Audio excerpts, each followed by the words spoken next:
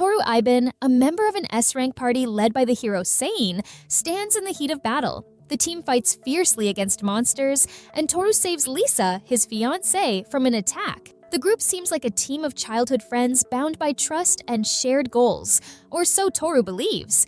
Everything shatters when Sein abruptly declares, "Toru, you're expelled from the party." Toru freezes in shock. He demands answers, but Sein calmly explains it is for his own good. Lisa, Toru's fiancée, agrees and adds coldly, "There's a big difference in level between you and the rest of us." Her words cut deep, especially when Toru notices a different ring on her finger, one he hasn't given her. Her attempts to hide her hand only confirm his suspicions. Toru's heart sinks further as the other party members remain silent, complicit in his betrayal. Anger and despair boil within him. His best friend betrayed him and slept with his fiancée, so Toru lashes out, punching Sein. The bar erupts into chaos as Sein's allies rush to his defense, throwing Toru aside. Lisa, tending to Sein, hurls one last cruel statement. "I don't want anything to do with you. Stay away from us." The scene ends with Toru alone, cast out and humiliated. Outside, rain pours as if mourning with him. Toru walks aimlessly, staring at the ring Lisa has returned. Memories of happier times surface, only to be crushed by heartbreak. In despair, he screams into the storm, punches the ground, and lets out all his pain. Finally, as his tears mix with the rain, he resolves to move forward. Toru examines his stats. His level is low compared to his former teammates. Toru does not have great stats, but has a lot of skills that are all useless. While some of the skills are just useful for damage reduction, physical enhancement, and skill enhancement, like the mysterious ability and the saving system, they were useless. And when he asked experts, he was told that the uses of those skills were unknown. But Toru knew that if he had another skill as vital as Sein's, none of what happened would have happened. "I've been a burden," he thinks bitterly. Suddenly, a black demon dog appears, baring its fangs. Toru draws his sword, ready for battle. The fight ends swiftly as he defeats the creature with ease. Then, something incredible happens. A surge of energy envelops him, and notifications flood his mind. His level skyrockets to 300, and his race transforms into dragonfolk. Lying on the grass, Toru laughs, a cathartic release of all the pain he has endured. With newfound strength and clarity, he vows to travel the world, heal his broken heart, and live for himself. His journey begins in Armand, a bustling border town. The lively atmosphere amazes him, a stark contrast to his recent sorrows. As he explores, his gaze falls on a slave shop.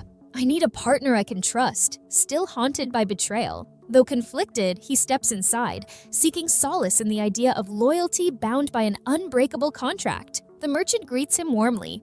Toru explains that he needs a slave to accompany him in battle. The merchant, eager to help, asks if he has a specific race in mind. Toru shakes his head, and the merchant recommends a lizard man, pointing to a large, intimidating one in a cage. The merchant states that it costs 30 million, but Toru, unimpressed, asks to see more. They move deeper into the store and stop by a cage containing a beautiful elf with fair skin and smooth hair, though her ragged clothes diminish her appearance. She is priced at 25 million, but Toru's budget is far lower, only 1.5 million. The merchant then leads him to a dimly lit room filled with cages, where most creatures appear weak, sickly, or unremarkable. However, one catches Toru's attention. A small girl with dog-like ears and long hair. Their eyes meet and she gasps. 300? Both Toru and the merchant are taken aback by her reaction. Intrigued, Toru asks how much she costs, and the merchant replies that she is 110,000. Toru kneels by the cage and asks for her name.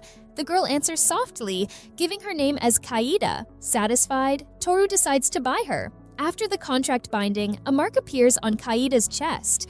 Toru carries her out on his back, assuring her that she will be safe. He then takes her to a doctor who examines her and reveals that Kaida is a beast race, not fully human, and suffers from a rare disease. The only cure requires a potion made from a dragon's heart. Determined to help her, Toru ventures deep into the forest. Along the way, goblins spot him but keep their distance, too frightened to attack. Suddenly, a thunderous roar echoes through the trees.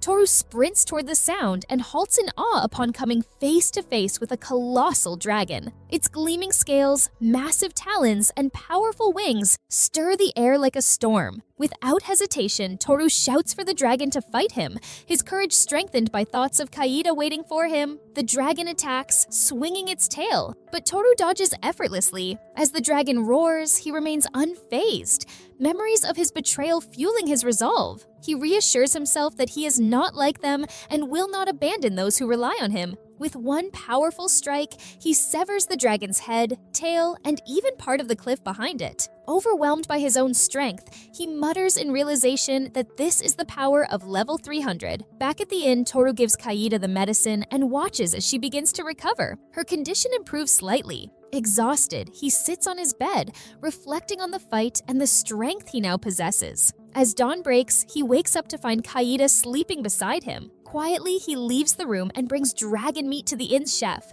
who is shocked to see such a rare ingredient. The chef prepares a lavish meal, dragon steak and hamburgers. Toru savors the food and declares it delicious. After breakfast, he returns to Kaida, who is now awake in her own bed. She curiously asks what he is holding. Toru hands her a meal, telling her that it is her breakfast, a dragon burger. Kaida takes a bite, her eyes lighting up with delight. Toru watches her, smiling, and tells her that they need to get her some proper clothes. Kaida, surprised, looks down at her worn outfit. After finishing their meal, they go shopping. Toru picks out clothes for Kaida, and they also browse for weapons. Toru asks if she is sure she does not want a wand, but Kaida remains set on an iron fan. Holding it up, she insists on having it. Toru hesitates, but eventually gives in after seeing how skillfully she handles it. Toru and Kaida walk through the town and pass a food stall. Kaida pauses briefly, eyeing the treats. Toru asks if she wants some, and she shyly replies that she would love some. They buy a few snacks and sit on a bench to eat. Toru hands her the food, telling her to have as much as she wants. Kaida thanks him,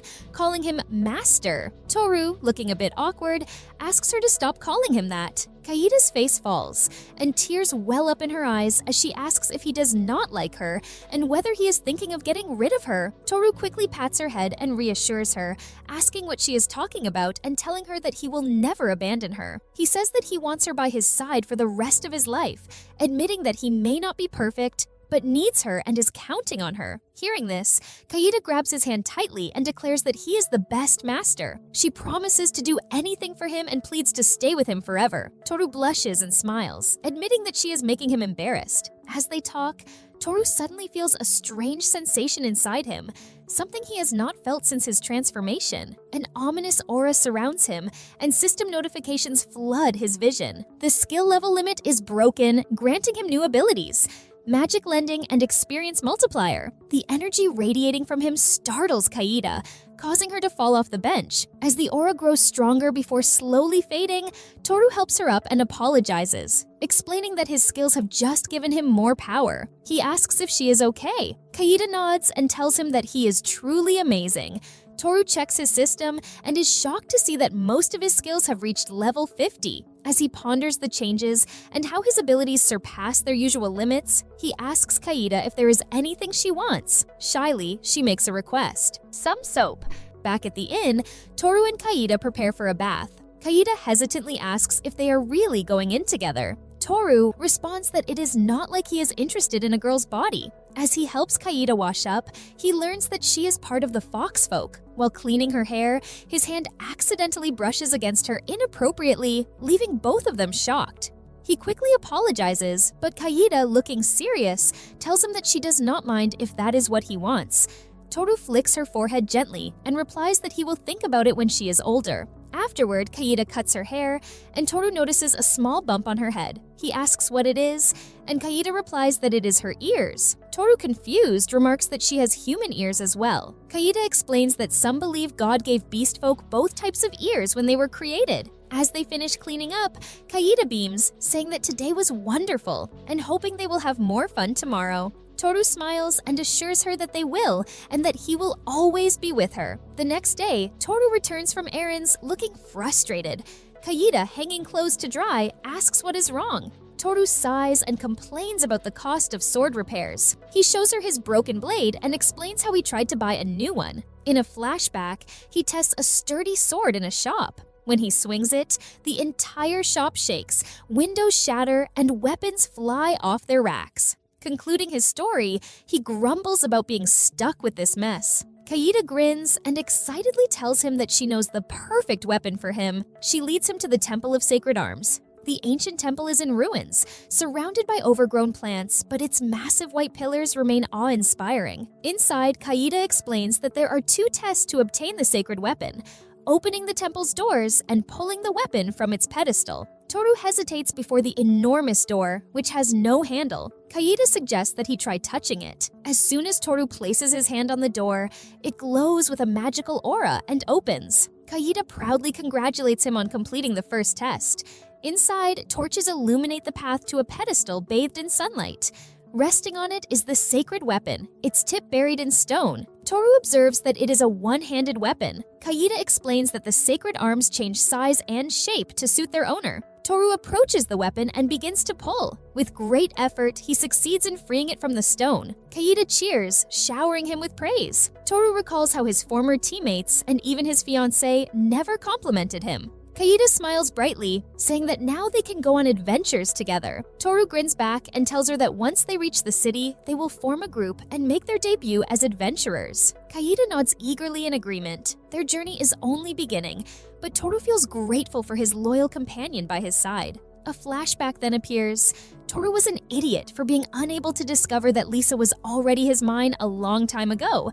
But then Toru never knew that all 3 girls were in love with him, which made Sane very jealous and envious of him. However, he gained a perfect ability known as the Demonic Eye of Lore. With this ability, Sane was able to captivate the opposite sex forcibly. Meanwhile, while he was always an impeccable man, Nii, Lisa, and Sora chose Toru over him, which led him to use his ability on the girls, making them infatuated with him. However, Sane was happy to have Toru out his way, as he had all the time to enjoy the girls to himself without being cautious. However, Sane believed that he would soon fight the Demon Lord, becoming a hero. However, the Demon Lord is known as a disaster that appears once every 100 years, and he also thought that he would seek out the sacred arms to get his mission done. And by then, he would have gained so much fame and money that he would get himself a harem of princesses. In the present, Sane is shocked and demands to know if the dragon has already been defeated, his voice filled with disbelief. The nobleman he addresses looks apologetic as he tells Sane that he is sorry for putting him through this. Taking a deep breath, Sane replies more calmly, saying that he is just surprised it happened so suddenly before asking who killed it. The nobleman hesitates before answering that they do not know. When they arrived in the forest to investigate, the dragon was already dead. Outside, Sane slams his fist against a tree trunk in frustration, feeling furious that someone else has killed the dragon before he could. Lisa approaches cautiously and asks if he is angry. He curtly replies that he is not. Nai, ever lighthearted, giggles as she suggests forgetting about the dragon and having some fun at the inn. Sane's patience snaps, and he barks at her to shut up. Meanwhile, Sarah wonders aloud who could have defeated the red dragon, pointing out that no ordinary adventurer could have managed that. Sane forces a smile and states that now that the city is safe, they should change plans and move forward. Later, when they reach the temple, Sane's frustration boils over as he sees the empty pedestal. He yells in rage, declaring that the sacred arms are gone, his voice echoing through the temple. His anger intensifies as he shouts again, demanding to know who took them. Lisa, trying to calm him, places a hand on his arm, but he shoves her aside, causing her to fall. He snaps at her not to touch him and threatens to kill her. Lisa stammers an apology, trembling. Sane's mind races. Ever since Toru left the party, things have gone wrong. He wonders if Toru could be the one responsible, but immediately dismisses the thought, until doubt lingers.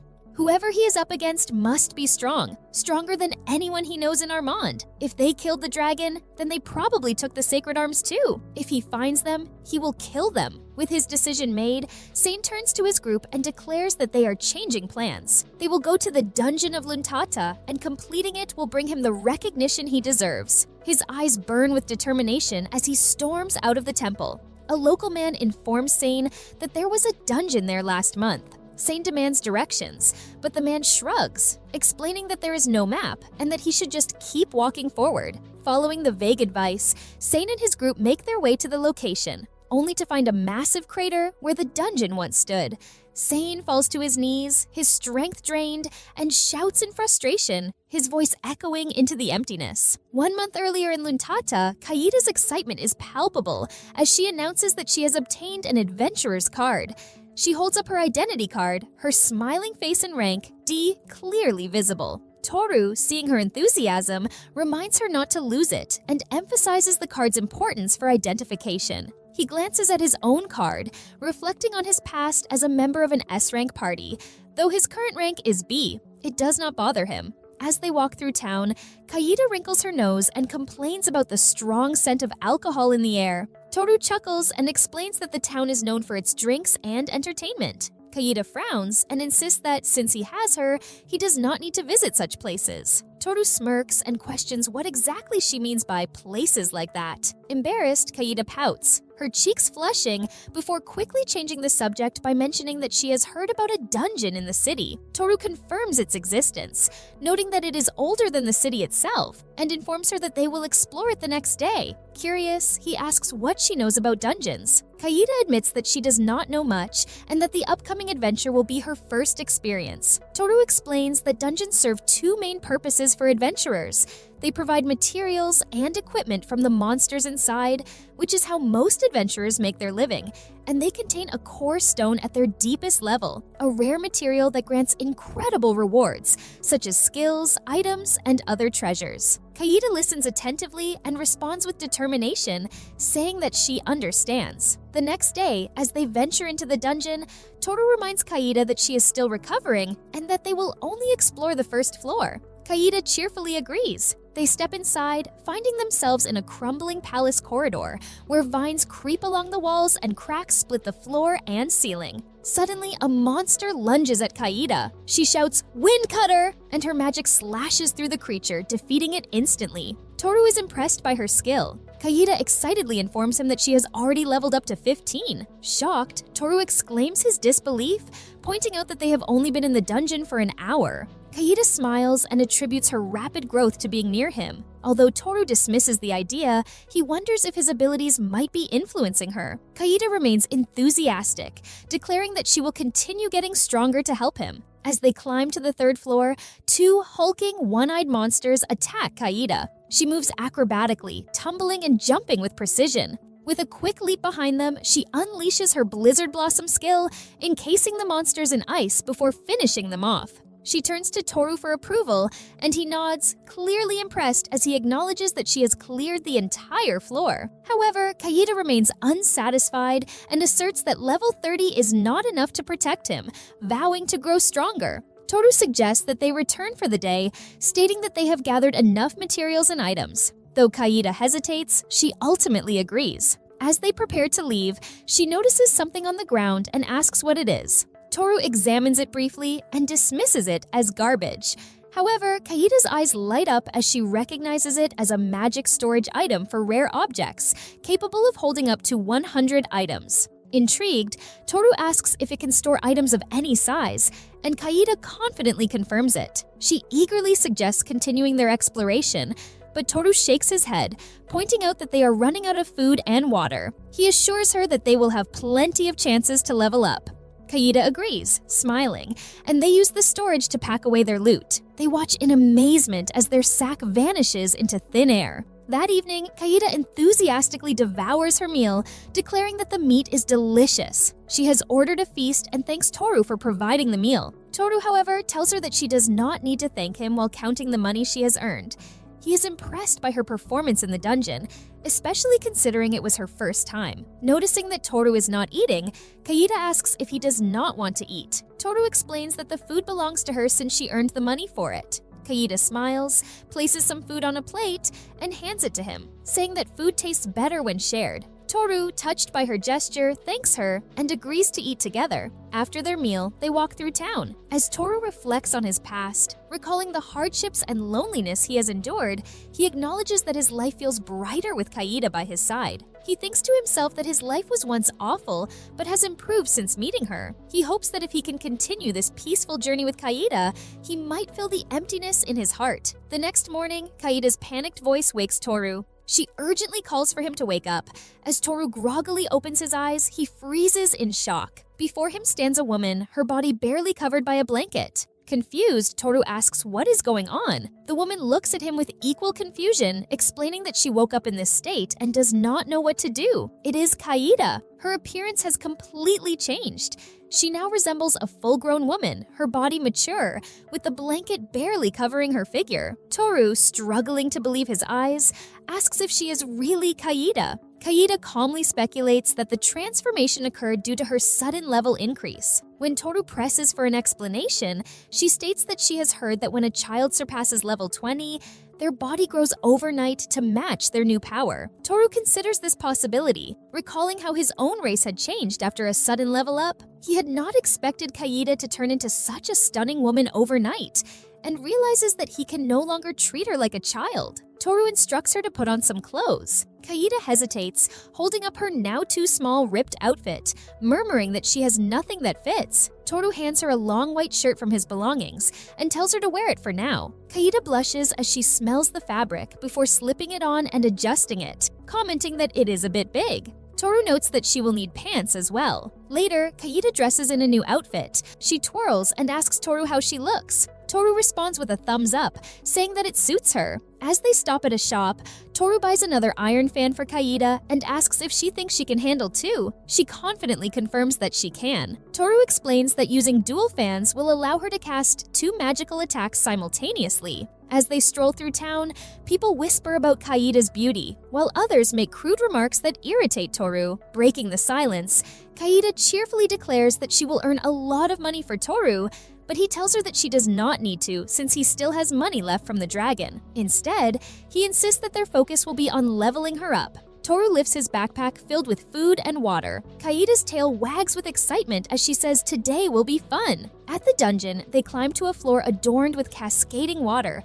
falling endlessly from the ceiling. Skeleton monsters attack Kaida, but she fights back effortlessly. She uses aerial blast to launch the skeletons away, then summons magic circles that unleash sharp icicles, shattering the remaining enemies. Kaida cheers that they did it, but Toru remains unimpressed. He notes that the 4th floor only requires level 15, while Kaida is already at level 50. Feeling bored, he tells her he is tired. Kaida swings her iron fan, conjuring a small breeze. A carpet materializes, and she lays it on the ground, kneeling as she pats her lap, gesturing for Toru to rest his head. He says a short break won't hurt and reluctantly lies down. As he settles in, he notices her scent, pleasant and calming. He mutters that he thinks he will sleep well and closes his eyes. When Toru wakes, he sits up and thanks Kaida, saying he slept great thanks to her. Kaida warmly replies that she is happy to hear that. Toru notices a pile of monster bones nearby and asks what happened. Kaida casually says they attacked while he was asleep,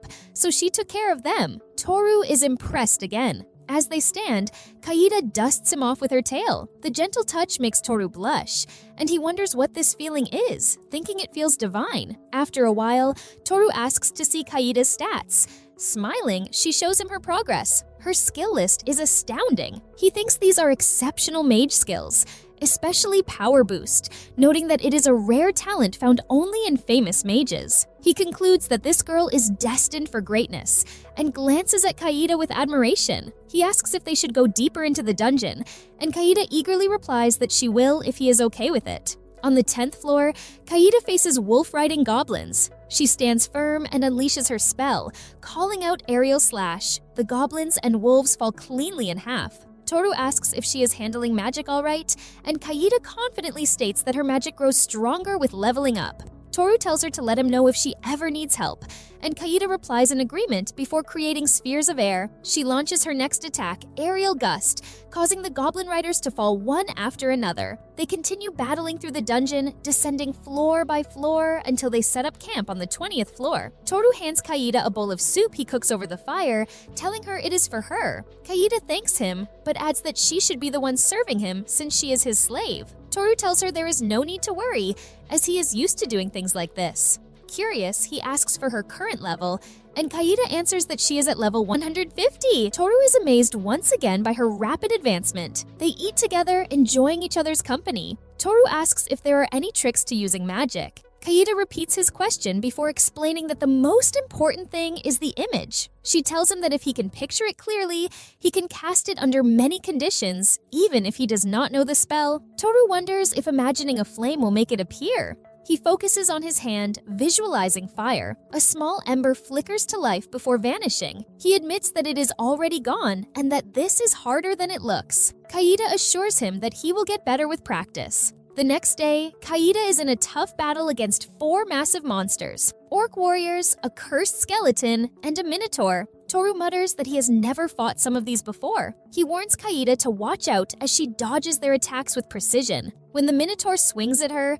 she casts a spell, immobilizing the monsters before finishing them off. Not hearing Toru's earlier warning, Kaida asks if he said something. Toru waves it off, reminding himself that Kaida, now level 200, is far beyond needing his help. They climb further and eventually reach the 30th floor, where floating crystals surround them and a straight path stretches ahead. Since the end of the path isn't visible, they ready their weapons and move cautiously. Toru warns that he doesn't sense any enemies but tells her to stay alert. As they walk, the path becomes clearer, revealing a large crystal floating ahead, glowing with magical inscriptions swirling around it. Toru exclaims that it is the core and that they have reached the end of the dungeon. Kaida cheers in excitement. Kaida asks Toru to touch the core, but he hesitates, saying that she should be the one to touch it since he didn't do much this time. Kaida shakes her head, telling him that it is because of him that she has made it this far. Reluctantly, Toru approaches the core and softly thanks Kaida before placing his hand on the crystal. He recalls dreaming of completing a dungeon since he was a kid and wonders what kind of reward awaits them. After clearing the dungeon, both Toru and Kaida collapse. When Toru wakes up, he finds Kaida staring at him. Groggily, he asks what happened. Kaida points upward, revealing that the dungeon is gone, leaving only a massive hole. Toru, confused, mutters that it vanished after they cleared it and wonders where it could have gone. Kaida then notices something on Toru's hand and asks if it is a ring. Looking at his finger, Toru sees a mysterious ring that wasn't there before and wonders aloud if it could be the reward for clearing the dungeon quickly. Kaida glances at her own hand and notices a similar ring. Suddenly, glowing messages appear before them, announcing their success in traversing the Luntata labyrinth and listing their rewards. The messages state that they will receive 2 pieces of the Ring of Disguise and that a dungeon will be granted as part of the Fast Clear privilege. Kaida appraises the ring and explains that it can hide their status and improve as it levels up, even allowing them to appear as someone else at higher levels. Toru thinks that these are incredibly powerful. They decide to leave the dungeon. Kaida wonders how they will escape the massive hole, but Toru picks her up and carries her like a princess. With great strength, he leaps upward, bouncing off the walls until they reach the surface. He asks if she is all right, and Kaida, impressed, tells him he did great. It is midnight, and no one notices their accomplishment. They quietly leave the area. 2 days later, Toru and Kaida arrive at the city of Einarch. Toru feels that the trip has been a bit unproductive, but their main goal is to visit the ruins of the gods. The ruins are overgrown with vines and surrounded by trees. Toru observes the ancient structures and shares his thoughts, explaining that the place belonged to an advanced civilization known as the Great Races. He mentions that no one knows why they disappeared, but remnants of their buildings remain. As they explore the area, they enjoy the local food and sights. While resting by a stream, Kaida asks if he has a name in mind for their party. Toru thinks for a moment and suggests Roaming Brigade. Kaida hesitates, pointing out that it is just the 2 of them. Toru acknowledges this, but says that the name has a nice ring to it and that they might add more people someday. Kaida agrees, and they settle on the name. As Toru stares into the distance, he expresses his desire to explore the world at his own pace. After a moment, he turns to Kaida and asks how she became a slave. Kaida begins to explain, but their conversation is interrupted when a speeding carriage, chased by 3 horsemen, rushes past them. Toru immediately springs into action, shouting that they should help, before disappearing in an instant. The leader of the pursuers yells at the carriage, demanding it to stop. But before he can act, Toru appears beside him, running as fast as the horses. Startled, the leader tries to react, but Toru dismounts him with ease. The leader's men surround Toru, shouting that they should kill him. Toru takes a deep breath and exhales a powerful gust of wind, sending the attackers flying into the distance. After dealing with the attackers, a group of hidden archers reveals themselves and fires at Toru from behind. Before the arrows can reach him, Kaida swiftly deflects them. She counterattacks, taking down the archers in an instant. They do not even see her move before collapsing. A woman emerges from the nearby carriage and thanks them for their help.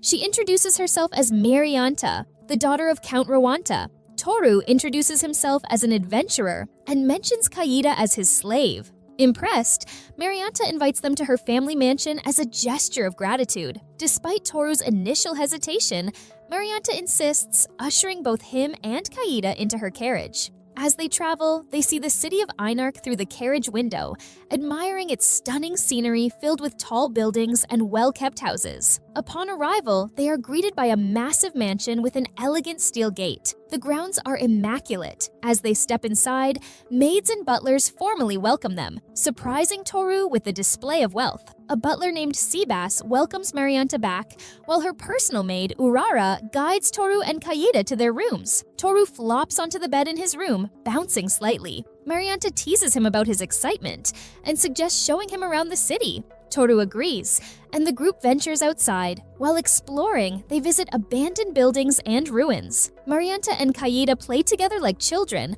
while Toru and Urara observe them from a distance. During their walk, Toru asks Urara about Marianta's safety. Urara assures him that Marianta is well loved by the townsfolk and mentions that she, as a former S-rank adventurer, will protect her. The group stops at a sweet shop that Marianta excitedly points out. Kaida asks Toru for permission to try some, and he hands her a small sack of coins as an allowance. Delighted, Kaida goes off with Marianta to explore more of the town. As Toru watches them, he reflects silently, thinking about how he has been saving money for Kaida, willing to free her if she wishes. Yet deep down, he carries the pain of betrayal and hopes that one day he can find peace and no longer need someone to fill the emptiness in his heart. Eventually, the group reaches the heart of the town, where a massive statue stands. It depicts a man with a sword raised high, as if charging into battle. Marianta explains that the statue was built when her father, the Lord, was younger, and that she and the townsfolk helped create it. She adds that her father finds it embarrassing, but Toru admires it. Suddenly, the ground begins to shake.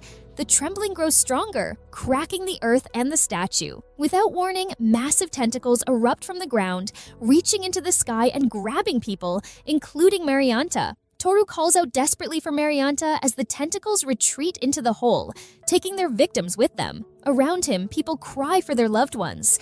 Determined to act, Toru, Kaida, and Urara jump into the hole to rescue Marianta. Toru assures Urara that with their combined power, they will succeed. Kaida slows their descent with a spell and creates a glowing orb of light to guide their way. They find themselves in what appears to be an ancient underground city. Urara explains that the city above is built atop these ruins, describing it as a massive archaeological site. Toru observes their surroundings and quickly notices a trail of mucus leading further into the maze. Believing it comes from the creature that abducted Marianta, they decide to follow it. Toru takes the lead, with Kaida in the middle and Urara covering the rear. As they move, waves of monsters attack them, and they fight through each floor. Toru questions the depth of the ruins, and Urara admits that she has only explored the first 4 levels and has no knowledge of what lies beyond. As they press on, Kaida sniffs out Marianta's scent. When a monster attempts to ambush Toru, Urara swiftly eliminates it with her spear,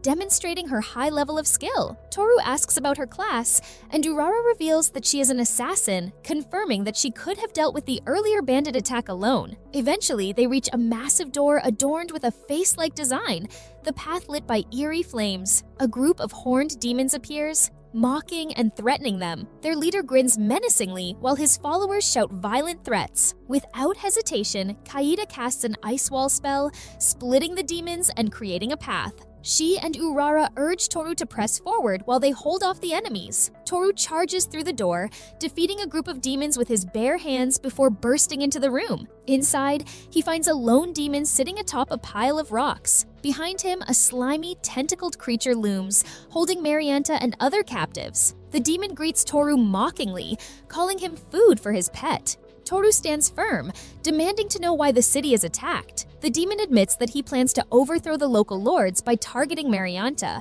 using her as leverage to control the town. The demon drags Marianta closer with a tentacle, mocking Toru as he taunts and humiliates her. Enraged but silent, Toru watches the demon laugh and gloat about his supposed victory. When the tentacles wrap around Toru, lifting and strangling him, he simply breaks free using sheer strength, surprising the demon. The demon unleashes powerful spells, including explosions and floating lightning bombs, but Toru remains unharmed. With every attack, Toru advances closer, his calm demeanor unnerving his enemy. Frustrated and panicked, the demon accuses Toru of being the prophesied hero. Toru dismisses the claim, draws his sword, and cuts down both the demon and the slimy creature in one swift strike. As the demon falls, Toru responds quietly, stating that he is not a hero, but just a normal warrior. Above ground, the townspeople gather around the massive hole left behind by the monster.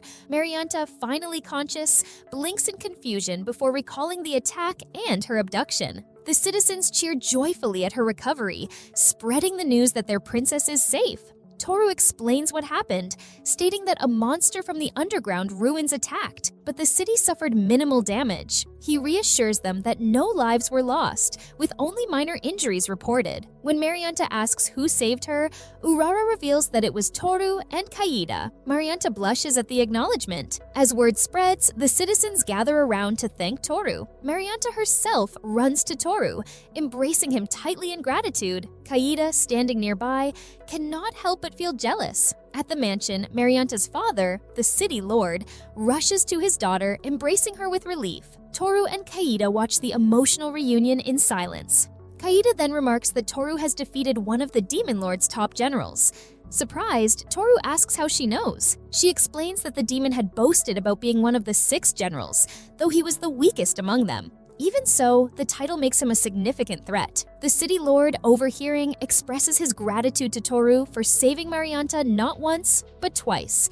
Marianta quickly asks her father to reward Toru, and the lord readily agrees, though he is unsure of what Toru might want. After a brief conversation, the lord promises to write a letter to aid Toru's journey to the capital and invites him to stay as long as he likes. That evening, the group enjoys a grand feast at the mansion. Toru, noticing a bit of food on Kaida's chin, wipes it away, earning her quiet thanks. Watching her, Toru reflects on her growth, but also on her youthful innocence. He wishes for her happiness, a thought he keeps to himself. As the meal continues, Marianta asks Toru if he will be free the next day. Toru, intrigued, expresses interest in exploring the underground ruins again. When Marianta eagerly declares that she will join him, Kaida voices her concerns. Urara, caught in the middle, is quickly volunteered by Kaida to accompany them. Though reluctant, Kaida eventually agrees to Marianta's request, especially after she appeals to their budding friendship. Toru outlines their plan, explaining that he will lead the group and handle any threats, while Kaida and Urara ensure Marianta's safety. He emphasizes that if things become too dangerous, they will retreat immediately. Marianta enthusiastically agrees.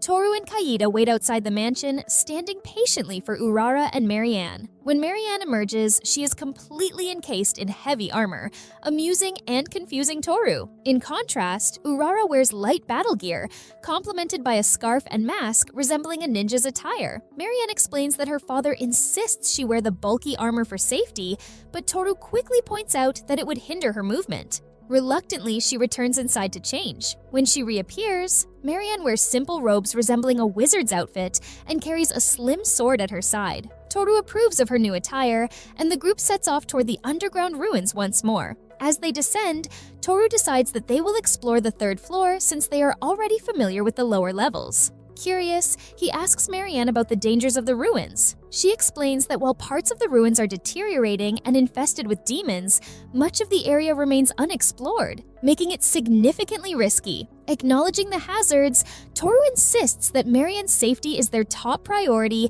and vows to handle the most dangerous areas himself. Marianne, determined, declares that she can defend herself, but Toru teases her by asking how her father might react to such bold claims. The group presses on until Kaida detects a demonic presence ahead, using her heightened senses. She appraises the area and identifies strange vegetation and plants. As they observe, a dungeon rat wanders into the vines, only to succumb instantly as mushrooms sprout from its body. Kaida determines that the area is laced with deadly poison and suggests that Toru handle it. Toru agrees, instructing the others to wait. Worried, Marianne clings to him in concern. Toru reassures her with a confident smile before advancing alone into the perilous zone. As he moves forward, poisonous mushroom-like monsters attack him, but he fights them off, motivated by the trust of his companions. Surprisingly, the poison has no effect on him. Reflecting on his immunity, he speculates that his dragonfolk heritage might make him incredibly resistant.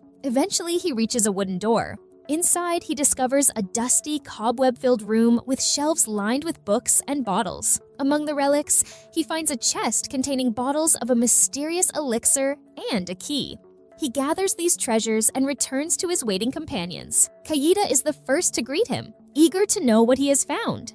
Toru proudly shows the elixir and key, speculating that the key might unlock something nearby. Marianne praises his abilities and embraces him once again. Much to Kaida's jealousy, Kaida promptly pulls Marianne away, grumbling about her being too close to Toru. The group continues to the second floor, studying their map. Toru notes that much of the area remains uncharted, and Marianne shares her belief that the ruins might have once been an underground fortress, though its true purpose is uncertain. Toru ponders the mysteries of the ruins as they prepare to delve deeper. Marianne interrupts his thoughts by asking him to teach her how to fight. She expresses her frustration at always relying on others for protection and her desire to grow stronger to support her father. Toru initially refuses, but Marianne's heartfelt plea moves him. Kaida chimes in, offering to heal Marianne if she gets hurt, and even Urara, though hesitant, agrees to support her princess's determination. Just as they resolve to begin Marianne's training, a sudden surge of energy radiates from Toru. Information floods his mind as a system announcement echoes within him, listing his newly acquired job titles: Imitator, Master Tamer, Dragon Knight, Great Thief. Another notification states that he has reached the maximum level of experience value saving and that a rank increase is being applied. A sudden burst of light shoots from the ruins, reaching up into the sky. Nearby adventurers notice the phenomenon. One remarks that it resembles lightning, but his companion dismisses the idea, pointing out the clear sky. Deep in the dungeon, Toru's aura flares uncontrollably, forcing his companions to step back. The overwhelming power leaves him questioning its timing. He wonders why this is happening now as he processes the sudden upgrades to his skills and the revelation of new job titles. As the smoke clears and his aura subsides, Toru turns to his companions and asks if it is over, noting their worried faces. Marianne and Urara question whether this is related to his abilities or something far worse. Toru reassures them, explaining that his stats have changed and that he needs a moment to examine them. Reviewing his status, he sees that most of his skills are now at level 50, except for one at level 48. His new jobs include Warrior, Dragon Knight, Master Tamer, Imitator, and Great Thief. Confused, he mentions the additions, prompting Kaida to examine his stats. She is astounded, declaring his job superior and high-ranking. She explains the unique abilities of each role. Dragon Knight enhances movement and the ability to detect weaknesses, Great Thief excels in treasure hunting and trap detection, and Master Tamer specializes in demon combat and mounts. When Toru asks about the Imitator, Kaida admits that its description appears blurred, making it unclear. Another unfamiliar term, possessions, catches Toru's eye, sparking a vague memory. Breaking his thoughts, Kaida asks if he is all right. Snapping back to the moment, Toru gives Marianne clear instructions, stating that she must withdraw immediately if ordered. Marianne agrees, but then requests to formally join Toru's party. Initially reluctant, Toru accepts after Kaida explains that their sincerity should not be doubted. From that day forward, Marianne and Urara become members of the Manhwa Brigade. As the group continues exploring the ruins, they encounter monsters. During one fight, a goblin lunges at Marianne. Terrified, she freezes and shuts her eyes, but Toru swiftly kills the creature. He sternly reminds her never to close her eyes in battle. Marianne nods. Kaida demonstrates her ice needle attack, summoning sharp spikes of ice to impale nearby goblins. Urara displays her agility by flipping away from the ice and taking down a goblin with a precise neck twist. Encouraged by their teamwork, Toru urges Marianne to stay calm and observe her enemy's movements. To prove his point, he effortlessly catches a goblin and throws it into its comrades. Inspired, Marianne grips her sword tightly and charges into battle with newfound resolve. The group pushes deeper into the ruins, eventually reaching a web-covered area where Marianne successfully defeats a massive arachnid on her own. Overjoyed, she celebrates her achievement.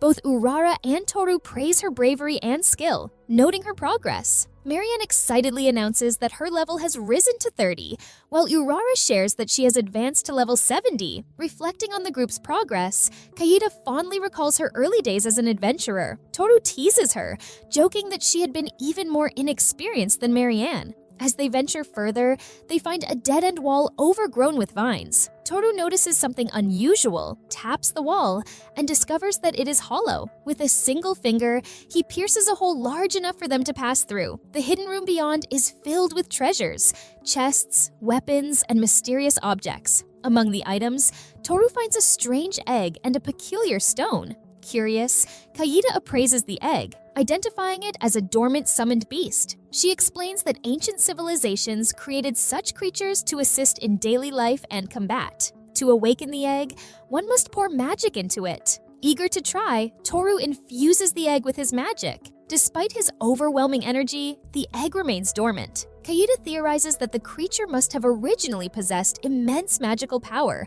requiring even more energy to revive. Determined, Toru unleashes a surge of magic so intense it distorts the space around them. His companions feel as though they are underwater, overwhelmed by the force. Finally, Toru completes the ritual by dropping a bit of his blood onto the egg. It glows brilliantly and hatches. Smoke fills the room as the summoned creature emerges, a fluffy, cloud-like being with a single large eye. It floats in front of them, letting out a cheerful sound. Hugh! The group marvels at the unusual creature. Toru stares at the strange floating beast. He wonders aloud if it is really a beast.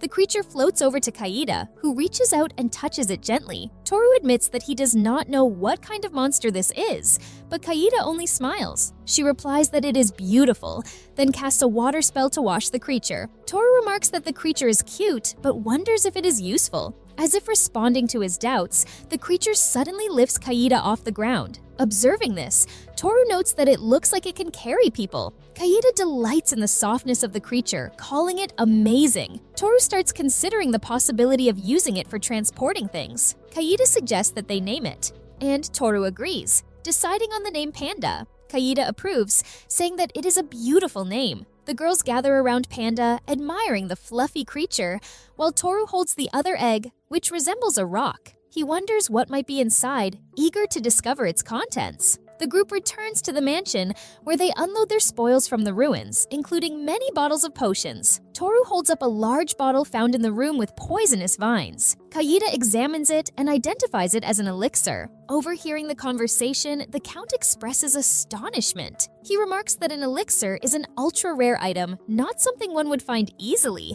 and suggests that Toru sell it at an auction in the royal capital. Toru considers the suggestion, thinking that he will look into it when they reach the capital. The Count then presents Toru with a pile of money in exchange for the relics he has sold. Urara neatly stacks coins and bills on the table. Astonished, he asks how much it is.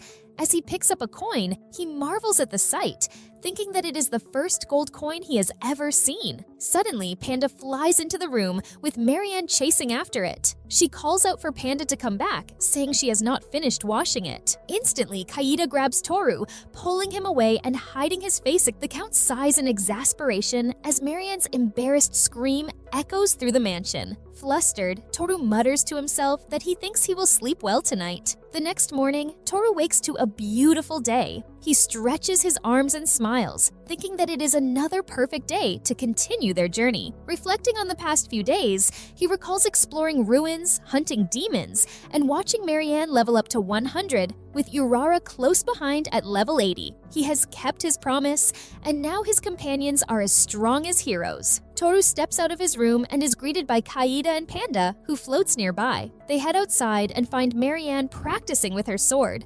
She greets Toru, addressing him respectfully. Along with Urara, Toru compliments Marianne, noting how naturally she moves.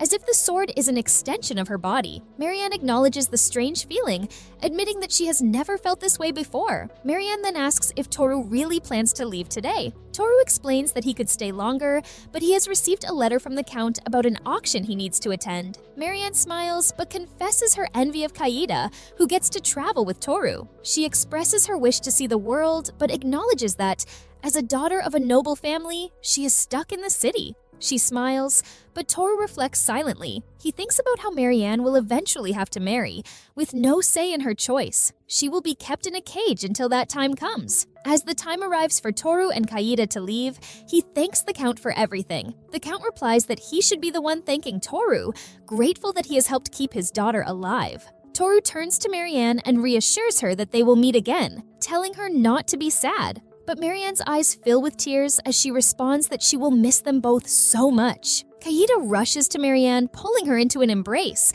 promising that they will not forget her. Marianne wipes her eyes and smiles through her tears, saying that she is so jealous of Kaida. The group exchanges bows before parting ways, each of them feeling the weight of the departure. Back in Luntata, Sane grows increasingly frustrated, shouting as he desperately searches for the dungeon. One of the nearby adventurers responds by asking if he is new around there, explaining that the dungeon disappeared a while ago. Feeling restless and defeated, Sane vents his frustration. Sora, noticing his distress, approaches him to offer comfort, asking if he is alright. But Sane, overwhelmed by anger, snaps, yelling at her not to touch him and calling her a... He suddenly grabs Sora by the throat, shouting and demanding to know how she dares to pity him. As he tightens his grip, Sora gasps for air. Lisa rushes to her aid, pleading for him to stop and warning that Sora will die if he does not let go. After a tense moment, Sane finally releases his grip on Sora. Nai, visibly upset, scolds him, telling him that he should not treat his friends like that. Onlookers whisper among themselves, shocked by what they have just seen. One woman remarks on how horrible that man is, while another asks if they should call the soldiers. Realizing that his reputation is at risk, Sane quickly casts a brainwashing spell. The three girls, once again under his control, follow him without question. The group finds a quiet spot in the forest to rest and discuss their next move. Lisa suggests that Armand Kingdom would be the perfect place for them to make their mark. She advises that it might be better to return to their country and start over with a new plan. Sane, still determined, questions her reasoning. Lisa explains that their plans rely on him getting the sacred sword, but they keep failing. She warns that it is not safe to continue like this and insists that they need a new plan. Sane reluctantly agrees that their previous efforts have not worked, but refuses to accept failure. He is not ready to give up yet. Nai, eager for a solution, mentions that there is a town called Anarch at the end of the road. She suggests that there might be some great unexplored ruins there and proposes that they go, find some treasure, and make a name for themselves. Sane's mood brightens at the idea. He excitedly agrees, convinced that if they do that, they will definitely attract attention. With renewed determination, he declares that they should head for Einarch. Later, in Count Rowan's mansion, Sane hears some bad news. He asks in disbelief what was just said. The Count explains that the ruins Sane is interested in have already been explored and that there is nothing left to find. Sane's frustration deepens and he demands to know who explored it. The Count answers that it was the Manhwa Brigade, mentioning that they explored the ruins after taking down a demon army general. Just then, Marianne enters the room, apologizing for the interruption. Sane notices her and is immediately captivated by her beauty. He begins fantasizing about her, deciding that he will make her his slave as well. He casts his brainwashing spell, but to his shock, it does not work. Marianne notices, locking eyes with him. Sane suddenly screams in pain, confused by what is happening. A notice appears in his mind, informing him that his magic eye has failed because the target's level is higher than his own. Sane cannot believe it. He questions whether this means Marianne is stronger than him, even a hero. Just then, Marianne draws her sword and points it at his neck, demanding to know what he just did to her. The Count, disappointed, speaks up, reminding Sane that while he claims to be the one chosen by God, sometimes God also favors those who earn it through hard work. Humiliated, Sane asks if that means God favors this adventurer over him. The Count responds that it is hard to say, but she certainly has the strength to make them believe in her and that her heart is pure. The Count then tells Sane that he no longer has any business there and warns him to leave before he gets hurt. Frustrated, Sane wanders into some nearby ruins, taking out his anger on an old wall. He yells in frustration, questioning why nothing he does ever works, insisting that he is the hero. Lisa, still concerned for him, suggests that they return to their country. Sane snaps, rejecting the idea. He reminds them that they are going to Armand for the sacred sword, insisting that this is his decision. Still determined, Sane vows that he will get the sacred sword and become the man he was before, the perfect version of himself, the one who has everything under control. His eyes burn with anger as he speaks. Meanwhile, Toru and Kaida face an attack by wyverns. Kaida casts an icicle rain spell, causing sharp icicles to fall from the sky and strike the wyverns. Toru, holding a symbol tattooed on his hand, summons a creature. He orders Razuk to attack, and the spear-like creature emerges from the symbol, quickly piercing the wyverns one after another. The creature chirps, letting out a sha. Toru praises it, telling Razuk that it did well. Later, the two sit around a campfire, resting. Kaida remarks on the fact that there was another beast inside the second egg, finding it hard to believe. She notes that Razuk is completely different from Panda. Toru agrees, pointing out that Panda is more of a transporter, while Razuk is a fighter and can fly really high, making him very useful. Suddenly, Panda makes a noise.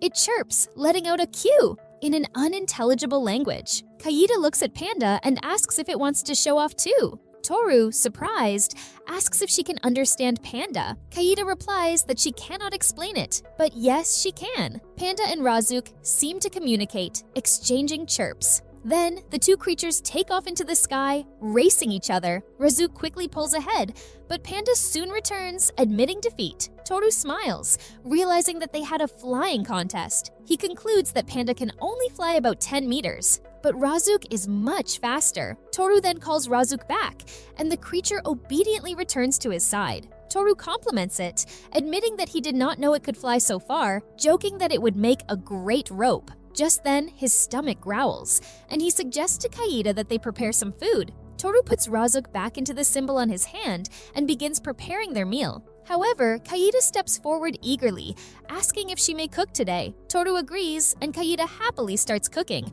excited to show what she has learned from Urara. After a while, Kaida appears wearing an apron, asking Toru what he thinks. Toru smiles, telling her that it looks lovely, and asks when she got it. She answers that she bought it when she and Marianne went shopping. However, Toru grows concerned when he sees the strange ingredients Kaida is using. The water in the pot boils, and Kaida begins preparing the first ingredient. She explains that they need to disembowel the devil frog, skin it, chop it, and put it in the pot. She then adds a skull-shaped mushroom and some roots that resemble mummified bodies. Both Toru and Panda look at the meal with hesitation. Toru wonders whether it is even edible, noting that it is purple. Once the dish is ready, Kaida serves it to Toru, cheerfully presenting his meal. Toru hesitates but takes a bite. To his surprise, it tastes good. Impressed, he admits that it is very good. Overjoyed, Kaida hugs Toru, promising that she will do everything she can to help him. Toru chuckles, telling her that it is okay, but that she should take it easy. Kaida stays close, still hugging Toru, and seems to be in a happy mood. Toru, sensing a strange tension in the air, strokes Kaida's tail, which weakens her knees and brings a smile to her face. Her eyes, filled with longing, silently plead with him. As she moves closer, Lisa's image resurfaces in Toru's mind. Lisa's voice lingers, expressing how pitiful he is for buying a slave to please himself after she abandoned him, saying the girl will do anything he wants. Toru quickly disperses the tension, raising his voice and saying he wishes to eat some more. Kaida, surprised, asks if he really does, then reassures him that there is plenty more food, encouraging him to ask for more. Toru sighs in relief, thinking to himself that he nearly gives in to his instincts, but refuses to treat Kaida like an object. Suddenly, Kaida shouts that a group of wyverns has appeared, drawn by the scent of their food, noting that they are larger than the ones they fought earlier. She asks if she should handle them, but Toru shakes his head, stating that he wants to see what Razuk can do, and deciding to let the beast take care of them. Calling out to Razuk, he orders the creature to take them down. The summoned beast swiftly defeats all the wyverns, displaying overwhelming strength. Toru, impressed, questions whether such power is normal for summoned beasts. Kaida responds uncertainly, suggesting that it might be due to his blood or the effect of the Master Tamer job. Toru acknowledges the possibility, recalling that he does indeed possess that job. As they continue their journey, they eventually reach the capital, Armand. Kaida, awestruck by the city's scale, exclaims in amazement, questioning whether it is truly the capital. Toru explains that Armand is a vast country with a wide variety of goods, places to visit, and numerous stores selling unusual items. Adding that even famous adventurers can be found there, the city bustles with activity, its streets lined with merchants and adventurers roaming everywhere. Kaida beams with excitement, expressing how much she looks forward to exploring the city. However, Toru reminds her that he has something to do first for Count Rowan, mentioning that he must deliver a letter. Kaida asks to whom, and Toru states that it is for Jonathan Rockbell, a well-known figure in the royal capital who runs a shipping business. As they walk, a commotion suddenly erupts nearby. A voice calls out, urging someone to stop whatever is happening. A creature resembling a triceratops, pulling a carriage, runs wild through the streets. Toru observes that it is a ceratops, a subspecies of dragon, and assumes that something must have spooked it. The creature causes chaos as people scatter in fear.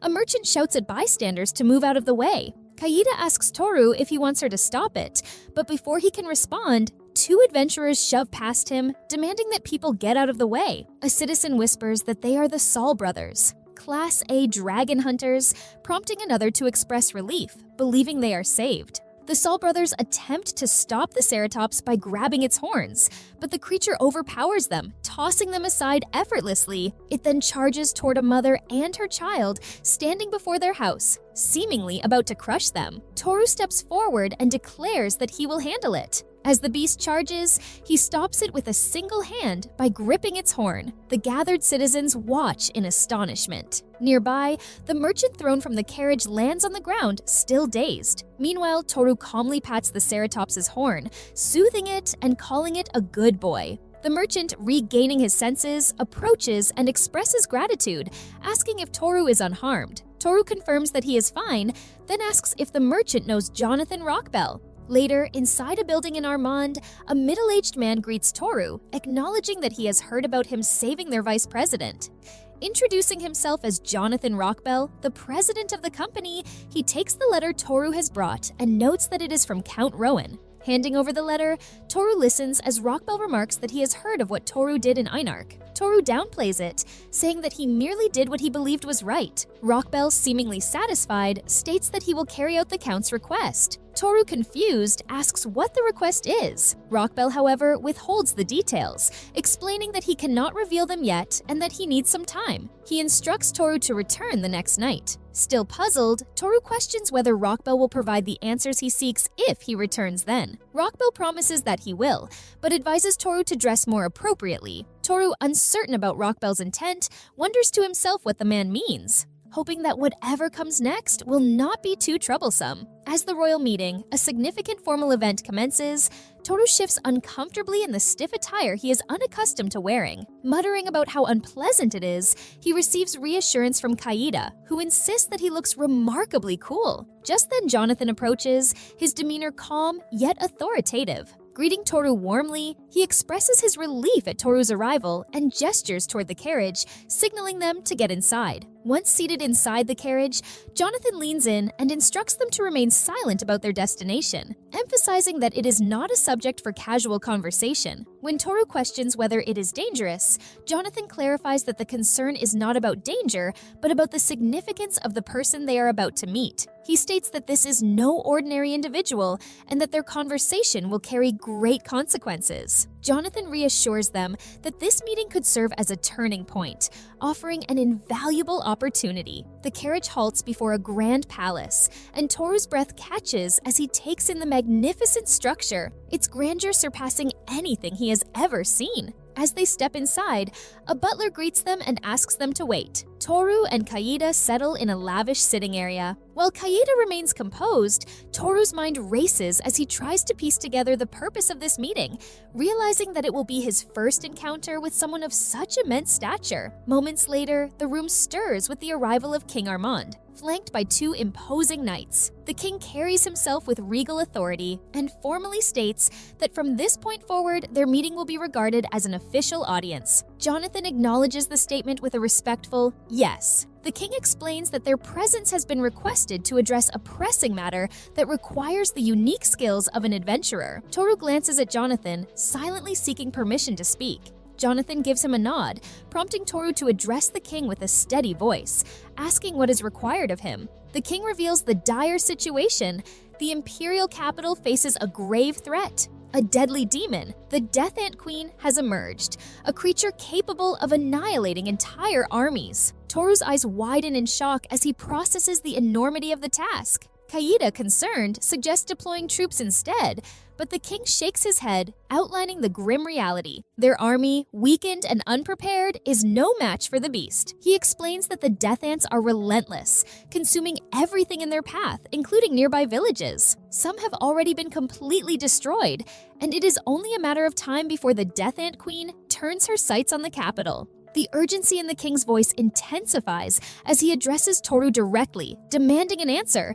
Can he take on this dangerous task or not? The room falls into silence as Toru considers the request. After a moment of thought, he meets the king's gaze and gives his answer. Yes, he can do it. Both the king and Jonathan are taken aback, stunned by Toru's confidence. King Armand rises from his seat, demanding to know how Toru plans to succeed. Without waiting for an explanation, the king makes an extraordinary offer. If Toru succeeds, he will grant him a noble title, land, and even the title of hero. However, Toru's response catches them off guard. He politely declines the titles, stating that he has no interest in such rewards. Instead, he requests money. King Armand hesitates for a moment before agreeing, offering a staggering 300 million in gold for the completion of the task. Without hesitation, Toru accepts, stating that the amount is more than enough.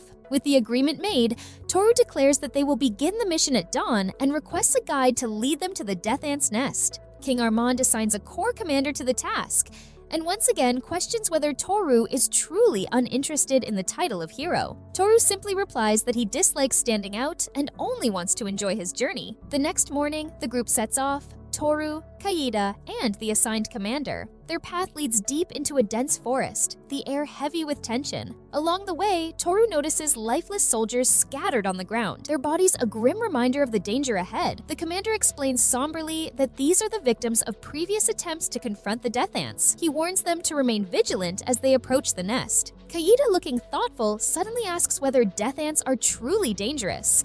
Both Toru and the commander react with surprise at her lack of awareness. The commander, astonished, remarks that even a child knows how deadly they are. Kaida, realizing her mistake, apologizes, her curiosity exposing her inexperience. Toru glances at her, reflecting on how, despite her refined demeanor, she occasionally reveals an unexpected lack of common knowledge. He wonders about her past. Perhaps she comes from a distant place, or has lived under conditions that shielded her from such matters. The thought lingers in his mind as he questions how someone like her ended up as a slave. Suddenly, Kaida's sharp eyes catch movement in the trees. She points toward the shadows, asking whether the creatures lurking there are the Death Ants. Toru, his tone serious, confirms that they are. The commander, scanning the area, realizes that they have unknowingly entered the ants' territory. His voice betrays his alarm as he takes in the overwhelming number of creatures surrounding them. As he looks at the young adventurers before him, he wonders whether entrusting the kingdom's fate to them is a mistake. The relentless sight of the Death Ants and the memory of the fallen soldiers weigh on his mind. Could these two possibly succeed where so many others have failed?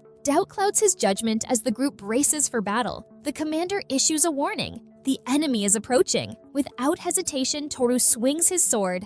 A powerful gust of wind surges forward, cutting through the swarm of Death Ants in an instant. Kaida immediately follows up, unleashing her air press technique to eliminate more of the incoming ants. The force of their combined magic is so overwhelming that the ground trembles as though struck by an earthquake. The Death Ants in the vicinity are wiped out in an instant, leaving no trace behind. The commander, eyes wide, stands in stunned silence, unable to believe what he has just witnessed. Toru, surveying the aftermath, remarks that with so many ants around, finding their nest will be difficult. Kaida, feeling a tinge of guilt, suggests using a wide area spell to improve their visibility of the surroundings. The commander, still in shock, questions whether such a thing is even possible. Kaida steps forward, her confidence unwavering, and unleashes her twin tornadoes. Two massive crystals tear through the forest, clearing their path.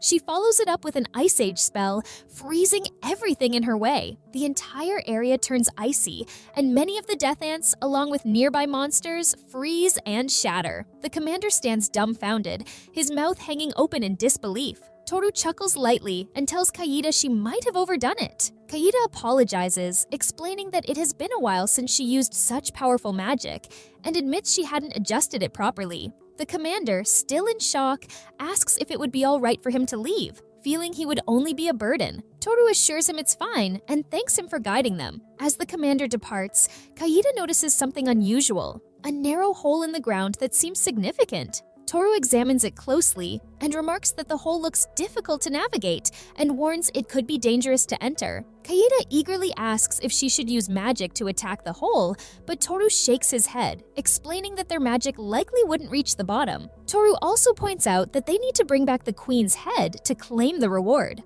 Briefly considering other methods, he decides it would be simpler to confront the queen directly. Kaida jokes that it would be better if the nest were built like a dungeon, sparking an idea in Toru. Remembering his dungeon authority level 3, he wonders if he can create a dungeon here. Without hesitation, he tries and successfully summons a dungeon on the spot. Both he and Kaida are amazed. Kaida observes that the dungeon resembles the one in Luntata. Toru explains that as the dungeon owner, he can freely move between floors. With a simple command, he transfers them to the queen's lair. The Death Ant Queen, startled, demands to know what they have done to her nest. Toru calmly notes her massive size, and Kaida remarks that the queen seems angry. In an instant, the queen commands her ants to attack, but before they can act, Kaida waves her fan. The ants explode into pieces, instantly vanquished. The queen, horrified, watches her children destroyed in a flash. Toru chuckles, commenting on Kaida's ruthlessness. Enraged, the queen snarls and begins devouring the fallen ants' bodies. Her level rises rapidly, and she boasts that at level 86, even a hero cannot defeat her. The queen attacks, unleashing 4 massive arms. Toru dodges with ease, complimenting her speed, but she traps him in a block of ice with an ice snap. Believing him dead, the queen gloats, claiming high-ranking demons can use magic. Turning to Kaida, the queen taunts her, asking if she is at a loss for words. Unfazed, Kaida simply smiles. Meanwhile, Toru, trapped in ice, admires the queen's strength and smiles at the challenge. With a powerful kick, he shatters the ice block and steps free. The queen's twisted smile falters as she observes him. Curious and enraged, she demands to know who he really is. Toru calmly responds that he is just a humble warrior. Furious at his response, the queen unleashes her Earthbreak skill, causing the ground to fracture violently. Toru leaps into the air to evade the attack. The queen spits a stream of corrosive formic acid, which Toru narrowly avoids, recognizing its devastating power. Determined, he spins his sword like a helicopter, creating gusts of wind to deflect the acid while activating a magical barrier to shield himself. Back on solid ground, Toru taunts the queen, warning her that he will end this now. Enraged, she launches a frenzied attack, but Toru evades every strike with ease. In a flash, he strikes with his blade, decapitating the queen in a single blow. Her massive head hits the ground, marking the end of her reign. Kaida approaches Toru, holding a towel, and remarks on how hard he has worked. She hands him the towel with a soft smile. Kaida then asks what they should do about the other floors of the dungeon. Toru glances at the dungeon's layout and decides that the remaining threats will likely take care of themselves in time. Just as they are about to leave, the queen's severed head suddenly speaks, refusing to accept defeat. She swears vengeance and promises that they will face grave consequences. Toru and Kaida are both surprised to hear her still alive. Kaida, however, casually picks up the queen's head.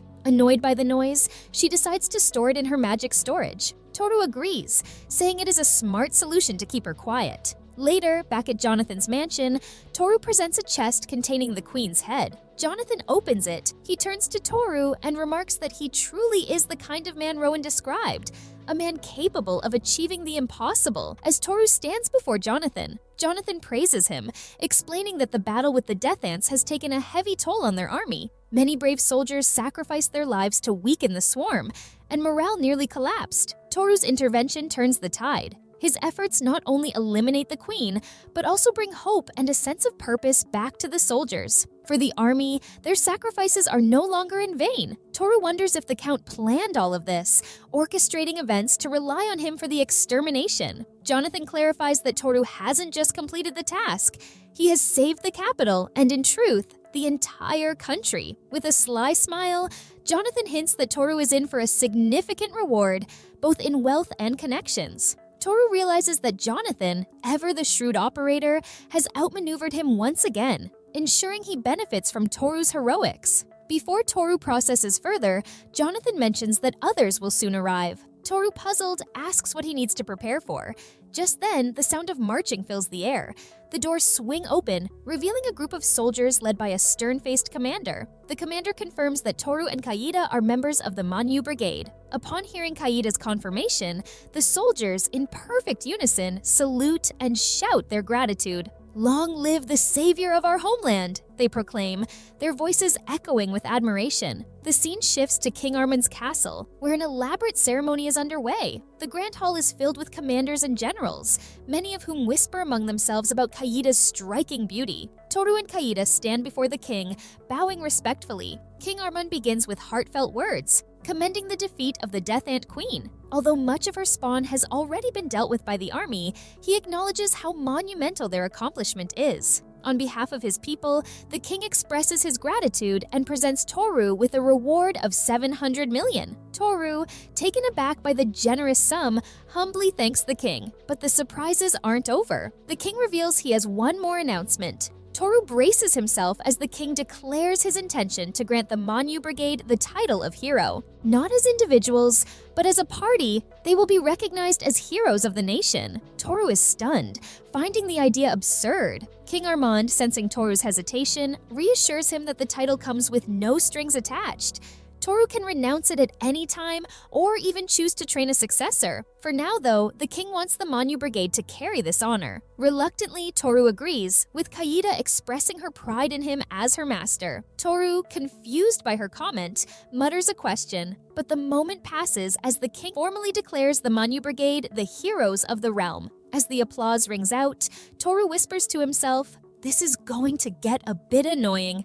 The next day, Jonathan makes an announcement as they approach their destination. He reveals to Toru and Kaida that they have arrived at a house perched on a cliff overlooking the mountains. Jonathan explains that Toru and Kaida can use the house for as long as they want. When they step inside, Kaida notices it is already fully furnished, and Toru remarks that it is a nice place. Kaida offers to make coffee, and while Toru accepts, he extends the offer to Jonathan. Jonathan declines, saying he has to leave.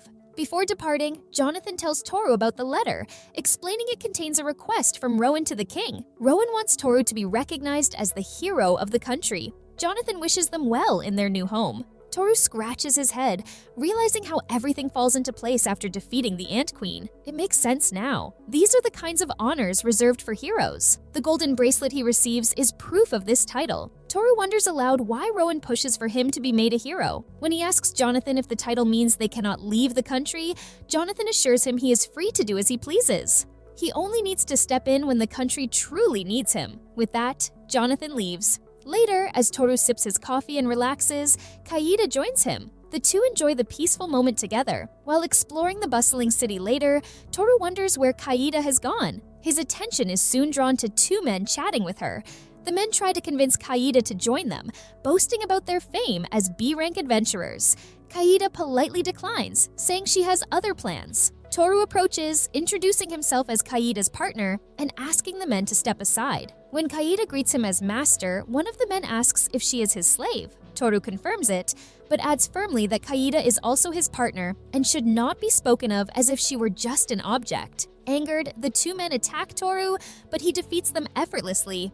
The men collapse to the ground in an instant. Toru turns to Kaida, asking if she is all right. She nods and thanks him. As they walk away, Toru asks why she does not defend herself. Kaida explains that she is moments away from beating the men to death, but holds back. Toru chuckles, advising her to tone down her extreme reactions. The two spend the rest of the day shopping. They pick out new clothes for Kaida and items to decorate their home. As they walk, Toru reminisces about the day they first met. Kaida smiles, noting how much she has grown since then. Their attention is soon drawn to an announcement about a rafting attraction. Excited, they decide to give it a try. The ride starts smoothly, and they enjoy the scenic route. However, the boatman suddenly panics, realizing they are headed the wrong way. He urges everyone to hold on tight as the boat plunges down a waterfall. Kaida screams as water drenches them. Toru quickly checks on her, but Kaida only complains about her soaked clothes. Laughing, Toru reassures her it is all part of the fun. As night falls, they explore more of the city before gazing at the starlit sky. Toru thinks back to a similar evening in Luntata, a memory that brings a smile to his face. Turning to Kaida, he tells her how much joy she has brought into his life. Kaida agrees, saying she feels the same. Together, they decide to return home and prepare dinner, ending their day with a sense of warmth and companionship. Sane was taken aback upon discovering the existence of a dungeon near the capital, a hazardous area that remained largely unexplored, known for its high difficulty level. Intrigued by the prospect of becoming the first person to conquer it, Sane envisioned the fame and recognition that awaited him. However, upon arriving at the dungeon with his friends, they encountered a group of adventurers who also sought to enter. Dismissing them as low-level thieves, Sane paid little attention to their presence. His astonishment grew as Sane ventured further into the dungeon, encountering an orc with a level of 52, far surpassing its expected level of 20. Despite this unforeseen challenge, Sane remained resolute in pursuing fame, relying on his secret weapon to vanquish the creatures. To his dismay, his magic failed to affect the orcs, even after expending his last bit of power. Turning to his companion Lisa, Sane beseeched her to use her magic, as he had none left. Harnessing her dream magic, Lisa cast a sleep-inducing spell on the orcs, allowing them to strategize and create a barrier to impede the creatures until they woke up. Suddenly, the orcs awakened, instilling fear in Sane's heart. He hastily fled for his life, ignoring Lisa's attempts to call him back. At that moment, he reflected on Toru's ability to find solutions even in dire circumstances, recalling their time together and Toru's resilience. Eventually catching up with Sane, Lisa suggested seeking assistance from others in navigating the dungeon. However, Toru dismissed the idea, prompting Lisa to express the need for a different approach, emphasizing that they would not progress by continuing on their current path. Meanwhile, Sane, refusing to reveal any weakness and considering himself a hero, resolved to eliminate the people they encountered and take their belongings. He was convinced his current level would allow him to dispatch the orc effortlessly. In the capital of Armin, Toru and Keed found themselves in a mansion, engrossed in a conversation about an expensive-looking drink they had recently tasted. Keed enlightened Toru, revealing that they were in the residence of the esteemed Marquise, one of the capital's most prominent figures. Curiosity piqued, Keed questioned why Toru chose to sit at the back, to which he explained that he was observing as they were attending an auction. Just as Toru was about to say something further, a knock echoed through the door. Urging Keed to investigate, they were pleasantly surprised to find Jonathan on the other side, prompting Toru to express his joy at their reunion and proudly declare his newfound status as a hero. However, Jonathan cautioned him against framing it as an obligation, urging him to consider the implications of his words. Grateful for Toru's role in saving his daughter, Jonathan extended his heartfelt thanks. After a brief discussion, the auction commenced with slaves being sold to the highest bidders. Among them was a beautiful high elf resembling a fairy with a staggering value of $500,000. In that moment, Toru heard a voice whispering, urging him to purchase the elf and save her, as she belonged to the esteemed grand race. Puzzled by the voice's origin, Toru contemplated whether it came from the fairy itself or some other inexplicable source. Toru's ears were suddenly graced with the voice of a fairy, a sound that only he seemed to hear. Without hesitation, he swiftly bid $600 million for the fairy, who was not up for auction at the time. However, another man decided to raise the bid, and Toru was determined not to let the perverted individual acquire the fairy. The bidding war escalated, reaching a staggering $1 billion in Toru's favor. The host intended to conclude the auction, but Toru interrupted, expressing his desire to sell an item of his own. He assured the host of its authenticity, having already appraised it. Agreeing to Toru's request, the host revealed the item to be an elixir, a renowned first-class medicine capable of miraculously healing any injury instantly. The bidding for the elixir commenced at $10 million, and eventually reached an astonishing $2.25 billion. The final price surpassed Toru's expectations, yet he could still afford the fairy and retain significant money. Later, Toru met with the fairy, who initially appeared hesitant and cautious, refusing to leave her cage. However, when Toru brought cookies, her temptation improved and she cautiously ventured out to enjoy a few bites. Curiosity sparked within Keed, who questioned Toru's motive for purchasing the fairy. Toru explained that he had heard her cries for help, which propelled him to acquire her. The fairy, surprised that Toru had heard her pleas, softened her demeanor, and expressed her apologies for her initial behavior. She introduced herself as Frau, a name she had bestowed upon herself. Frau disclosed that Toru belonged to a great dragon man race, which had once thrived in an advanced civilization and left behind numerous relics. Toru contemplated releasing Frau from their contractual arrangement. Still, she adamantly refused, expressing her desire to serve him. She revealed her prowess as a level 30 warrior, wielding a mighty hammer and offering her combat skills to aid him. The following day, Toru woke up to find Frau sleeping beside him. Carefully carrying her downstairs, he encountered Keed, sharing the presence of his newfound companion. Placing Frau on a panda, she eventually stirred from her slumber. As they discussed their next destination, Frau suggested visiting her village, a proposition agreed upon by both Toru and Keed. They headed towards the Adventurers Guild, but the overwhelming crowd of adventurers and onlookers prompted Toru and Keed to escape, utilizing a light orb to transport themselves to the rooftop of a nearby building. Realizing they should return home, Keed promised to prepare something delicious for their enjoyment. Toru and his group were far away from the city, and he was practicing his enormous and intense magic. Keed voiced her concerns, noting that his magic was too dangerous and unstable, and he struggled to control it with precision. She worried that using such powerful magic in the city could cause harm to innocent bystanders. Despite the risks, Toru yearned to possess a magic attribute weapon, like a fire sword, but his magic seemed beyond his control. Coincidentally, at that moment, Toru received a notification that the dungeon, originally at level 3, had upgraded to level 5. Intrigued, he decided to explore the dungeon, especially when he discovered a room had been created for him. Teleporting to the dungeon with his companions, they found themselves in a massive hall, which they decided to use as storage, since their magic storage was almost complete. Toru thoughtfully divided the hall into sections, ensuring everyone had space to keep their belongings. Meanwhile, Panda and Frau appeared to have formed a bond and played happily in the hall. While Toru enjoyed coffee the next day, Keed approached him to discuss their plans. She emphasized the need for Frau to get a new set of clothes, as she only had one outfit that she repeatedly wore. They searched various stores, but none had Frau's size. Finally, they visited a doll store, where they found clothes that fit Frau perfectly, and she excitedly changed into her new attire. During their shopping trip, Toru reminisced about Sora and Mei, who had owned dolls when they were children, but later stopped playing with them, which he suspected was related to something Sane had done. Keed noticed Toru appeared melancholic and asked if something was wrong, but he simply replied that he was lost in thought. On the other hand, Frau happily received the clothes from the store owner, delighted with her new outfit.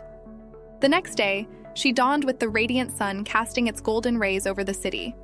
Wearing a warm smile, Keed greeted her master Toru and kindly asked him to hand over his clothes so she could wash them for him. Toru couldn't help but notice the cheerful aura surrounding Keed and deduced that she was in a perfect mood. Her promise to maintain this positive energy from that day forward made Toru suspect she eagerly anticipated washing his clothes. The thought briefly crossed his mind. Did he smell bad? However, Keed quickly reassured him that he had a pleasant scent. A wave of relief washed over Toru upon hearing her words, grateful for her honest compliment. To show her gratitude and affection, Keed went further and served Toru a delightful breakfast of freshly baked bread and a steaming cup of coffee. The aroma wafting from the coffee filled the room, captivating Toru's senses. He savored each sip, enjoying the rich flavor and the warmth that brought to his body. As they engaged in pleasant conversation, Keed mentioned that she had purchased the coffee from a recommended bakery suggested by their neighbor's wife. Toru expressed his appreciation for the delicious food, relishing the homely ambiance that had taken hold of their temporary residence. As the days passed, Toru realized their stay in this city exceeded his initial plans. Over a week, they had slipped away in the blink of an eye, enveloped in comfort and familiarity. Keed concurred, remarking on the cozy atmosphere that had enveloped them during their extended stay. Toru felt unexpectedly reluctant to leave, enchanted by the tranquility surrounding them. Though he had initially envisioned their journey as one of constant motion, he began to question whether the allure of the city was enough to keep them rooted there. When Keed inquired about their plans for the day, Toru found himself momentarily stumped. He struggled to develop a fresh idea after indulging in various activities during the past few days. Keed suggested shopping, noting that their food supplies were depleting faster than expected. Recognizing the practicality of her suggestion, Toru agreed.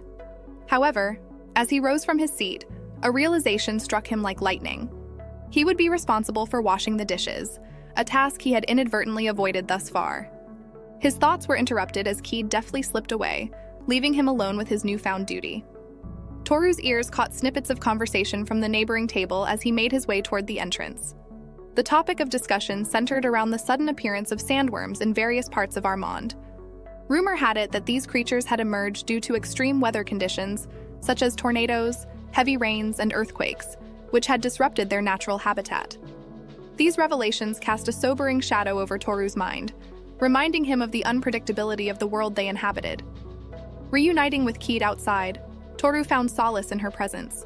She believed their time in the capital had continued, signaling the need to continue their journey. With determination etched on his face, Toru resolved to procure some canned food for their travels, ensuring they would be well prepared for the road ahead. As they ventured forth, the familiar faces that crossed their path seemed to multiply with each passing step. A fleeting thought danced in Toru's mind. Perhaps it would be wiser to remain in the capital, surrounded by the familiar and comfortable. Yet deep within his heart, he knew that this journey served a greater purpose: to heal his broken spirit and forge a path toward personal growth. It was a quest he couldn't afford to abandon. Lost in his contemplation, Toru's attention was abruptly drawn to a woman frantically scanning the surroundings, her eyes brimming with worry. Intrigued, he approached her and gently inquired about whom she was seeking. The woman's voice trembled slightly as she explained that she was desperately searching for her 5-year-old daughter, Kumin, whom she had accidentally separated from in the bustling square. Touched by her distress, Toru and Keed pledged to help find the little girl, their empathy propelling them into action. They started looking for her. Then later, they found her, but were attacked by the sandworms he heard earlier, and Toru was able to save everyone from the sandworms without getting hurt. They then proceeded to the fairy village. Toru was observed awakening early in the morning, and Keed promptly informed him that she had just returned from town with bread for breakfast. Brimming with excitement, Frau eagerly anticipated their journey to the fairy village on the same day. However, Keed mused that ulterior motives might drive Frau's enthusiasm, as it seemed she had been searching for Toru for quite some time. Taking notice of Toru's worn-out armor, Keed emphasized the urgency of replacing it, and divulged her knowledge of where they could acquire a new set. Toru and Keed were later spotted arriving at the Sacred Weapon Temple, prompting Toru to question why they had come to such a location for armor. Keed patiently explained that the sacred weapon could transform into various forms, including armor. Nonetheless, Toru harbored doubts, believing it impossible for a person to possess 2 sacred weapons. After reaching the temple, they discovered the footprints of 4 individuals on the stairs, piquing their curiosity and leading them to investigate further. Upon opening the main entrance, they realized the sacred weapon had yet to be claimed. Meanwhile, a few days ago, in the capital city of Armin, Sane and the girls introduced themselves to the receptionist at the guild. The receptionist directed them to a notice board displaying important notifications for all adventurers. This incident indicated that Sane was not yet recognized, even though he confidently proclaimed himself a hero. Filled with anger and frustration, Sane lamented that everyone would have recognized him instantly in his hometown. During this moment, an observant adventurer approached Sane, urging him to strive for glory like the renowned Manu Brigade. Incensed by the suggestion, Sane lashed out and threw a punch at the man. Determined to obtain a sacred weapon, Sane decided to venture to its location and make an attempt. However, despite his best efforts, he failed to retrieve any weapon. The following day, Toru and Keed embarked on their exploration, ultimately securing a new armor set for Toru. As night fell, they set up camp in the forest heart. While Keed slept, she was troubled by a nightmare, prompting Toru to comfort her with gentle strokes and soothing words. Frau delightedly showcased her multitude of skills, confident that Lord Toru had perceived her in a different light. On his part, Toru had always held a favorable opinion of Frau. Curious about her progress, Frau decided to check her status and was astonished to find that she had already reached level 35. Toru realized that his skill was responsible for multiplying the experience gained by his teammates after each battle.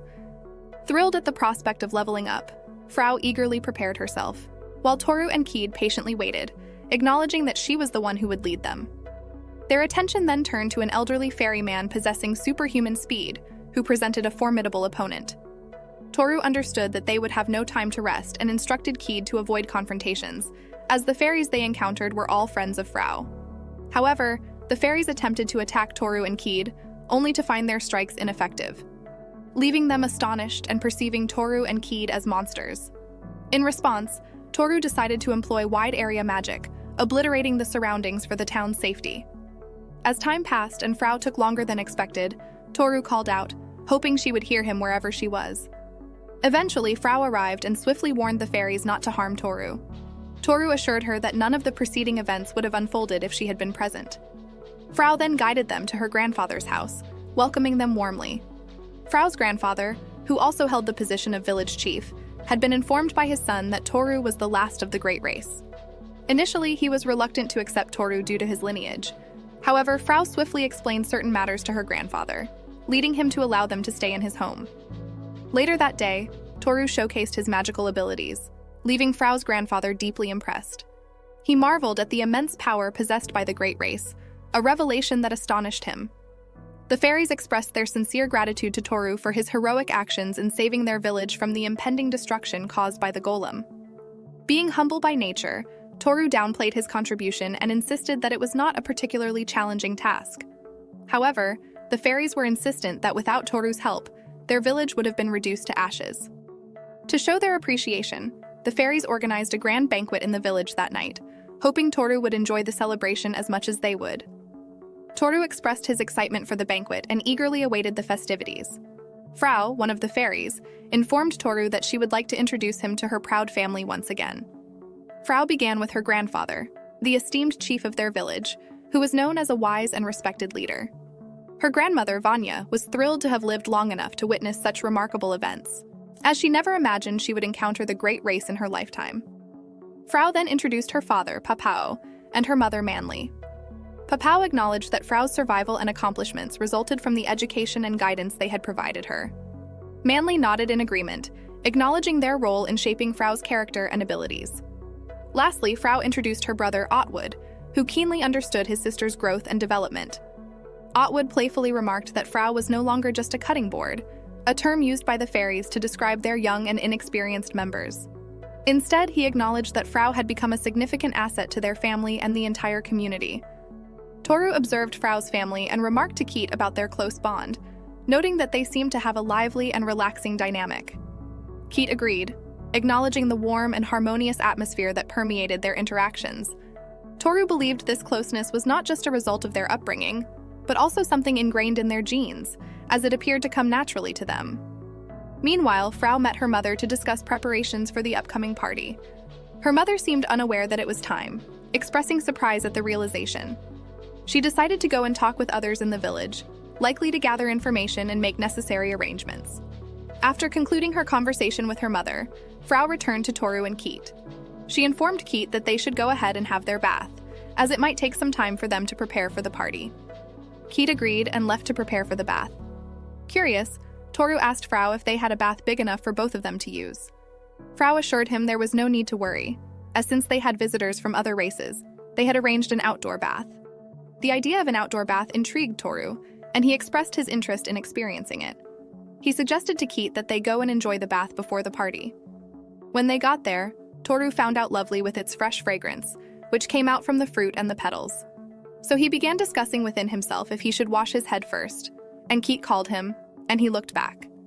She then asked if she could help him wash his back. Toru made her understand that she did not have to do it just because she was a slave. Still, she insisted that she wanted to do it, as she would love to wash her master's back. And since he hadn't washed his body yet, when Toru saw that she still insisted, he then gave her a trial if she was okay with it. Keat then began the washing, but right inside Toru's mind, he considered the situation to be terrible because they had bathed together before. However, back then, Keat was still a child, and right at that moment, Keat had become an unrivaled beauty that had been making Toru lose his mind. Keat proceeded to the bath to the front as she was done with her master's back. At that moment, it felt like Toru's skin was struck by them. He also felt the soap rubbing against his skin and Keat's labor breathing. He then reasoned that bathing together is not a good idea. As Keat finished washing Toru's back, she couldn't help but feel a pang of concern, sensing the conflict within her master. She apologized, believing that her actions had made him uncomfortable. However, Toru, with a genuine smile, reassured her that the bath had felt wonderful. He expressed his gratitude for her assistance, assuring her that she had done nothing wrong. Toru's words instantly brought relief to Keat, dissipating her worries. She felt a surge of joy knowing that she had been able to contribute positively to her master's experience. The reassurance from Toru made her realize that her intentions had been understood, and she felt a sense of pride in having been able to assist him in a meaningful way. As if he were in heaven, Toru basked in the afterglow of the soothing bath. He luxuriated in the warm water and noticed that Keat was preparing to have her bath. Toru called out to her, concerned about her well-being, questioning whether she felt cold standing there. However, Keat replied with a smile, explaining that she had come only to wash her master's back and didn't plan to join him in the bath. Considering the bath area's spaciousness, Toru insisted that Keat join him. He wanted her to experience the same warmth and relaxation he had just enjoyed. Toru assured her that there was ample room for both of them, encouraging her to enter the bath without hesitation. Feeling touched by his kindness, Keat felt the surge of gratitude and silently expressed her appreciation for her master's considerate nature. As Keat stepped into the bath, she immediately felt the comforting warmth envelop her, bringing a profound sense of relaxation. The soothing water eased any tension lingering within her body, while the refreshing scent of the bath enhanced the overall experience. As Toru relaxed in the bath, enjoying the moment's serenity, he suddenly felt the gentle touch of a tail brushing against his arm. Momentarily surprised, he quickly realized that it belonged to Keat. Apologizing for any intrusion, Toru expressed concern about touching her without permission. However, Keat reassured him with a warm smile, assuring him that it was beautiful and that he was welcome to touch her tail as much as he liked. Toru learned that among the beastmen, the tail was a sensitive area and generally not to be touched. He felt a mix of surprise and gratitude that Keat trusted him enough to grant him access to this intimate part of her being. Curiosity sparked within him, and he gently touched her tail, noting how it appeared puffy on the outside but surprisingly thin and delicate. As his fingers explored further, he realized that the base of the tail felt thicker, providing him with an intriguing contrast of textures. Thanking Keat for allowing him this privilege, Toru expressed his enjoyment in touching her tail. He marveled at its unique qualities and the trust that she had placed in him. However, as he glanced at Keat's countenance, he sensed a hint of discomfort. Worried she might be overheated, Toru decided to cheer her up and divert her attention. Prompting Keat to look up at the sky, Toru directed her gaze toward the vast expanse above. As her eyes followed his instruction, a delighted smile spread across Keat's face, reflecting her joy at the beauty of the twinkling stars that adorned the night sky.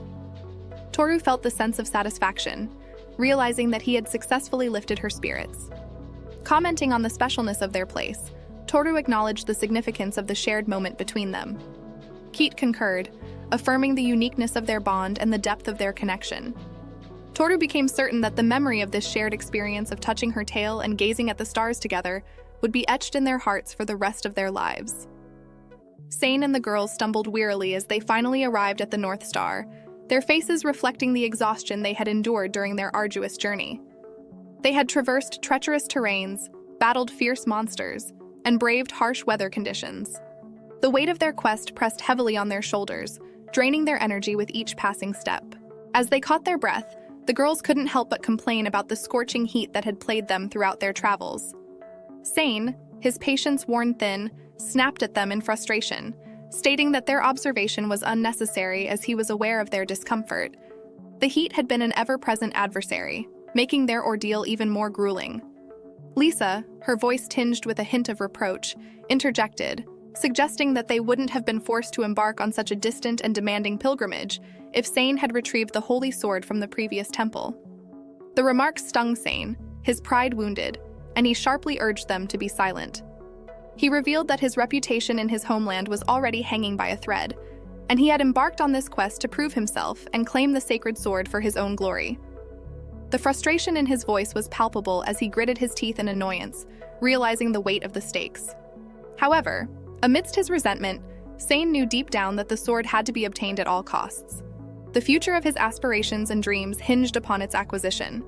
Failure to retrieve it would mean destroying all he had hoped to achieve, leaving him adrift in a world devoid of purpose.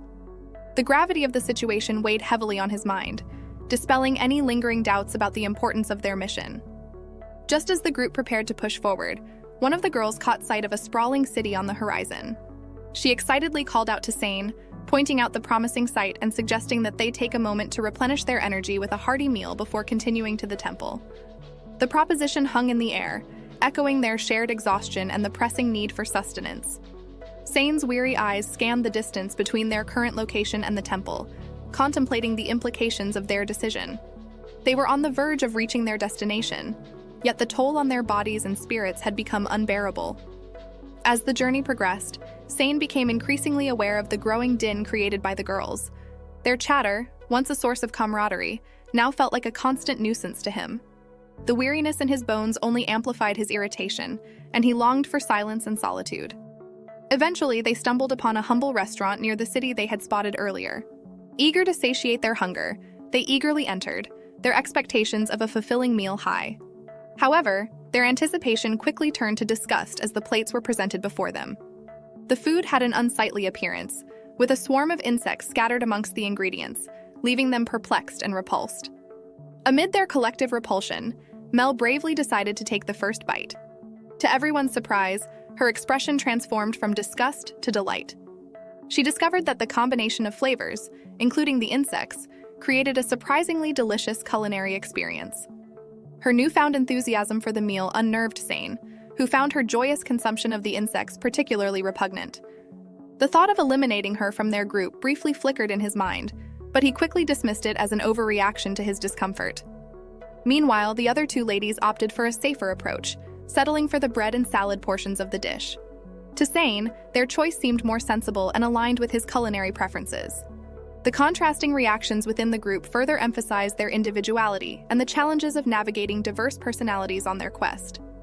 Noticing that Sane was hesitating to eat Mel with a friendly smile, encouraged him not to waste the food he had ordered. Aware of the potential consequences of refusing her suggestion, Sane reluctantly picked up his utensils, claiming his hero status and declaring his lack of fear toward insects. With determination and revulsion, he forced himself to eat the peculiar meal, struggling to suppress his internal discomfort. As they finally arrived at the grand entrance of the temple, Sane's physical appearance deteriorated. The strain of their journey and the unsettling meal had taken a toll on his well-being. Mel, ever observant, noticed his disheveled state and approached him with concern, inquiring if he was all right.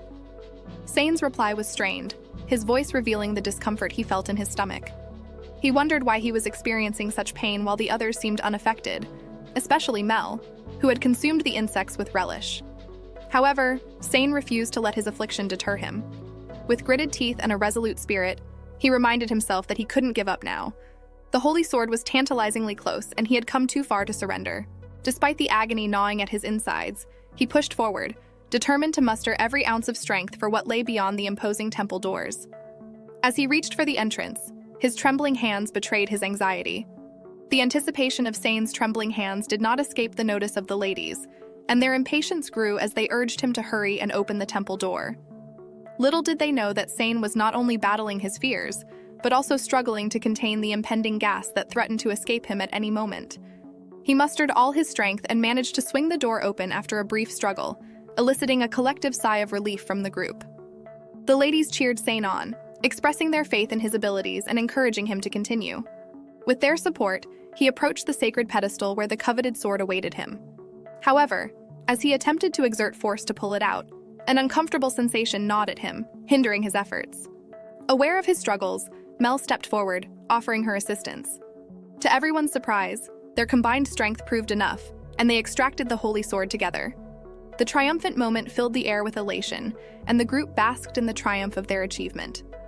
Meanwhile, at the enchanting village of the fairies, Toru and Ki found themselves surrounded by a bounty of delicious food and drinks generously offered. As they indulged, Frau's father approached with a liquor bottle, striking up a conversation. Curious about his daughter, he inquired about her from Toru, who expressed his belief in Frau's potential, despite their recent acquaintance. The sincere words brought a smile to Frau's father's face, pleased by the high regard in which Toru held his daughter. However, Toru couldn't help but express his discomfort with the notion of Frau being labeled as his servant. In response, Frau's father spoke earnestly, explaining the significance of fairies serving the great race. He emphasized that their service demonstrated their true worth, and he encouraged Toru to treat Frau as he saw fit. These words struck a chord with Toru, leaving him deep in thought about the complexities of their relationship. After a while, Toru excused himself, feigning the need to visit the bathroom. In truth, he sought solace and privacy outside, away from the festivities. Keed, sensing his need for support, eventually joined him. In that quiet moment, Toru shared his vulnerability, revealing his struggle to face Frau's parents as they reminded him of his deceased parents.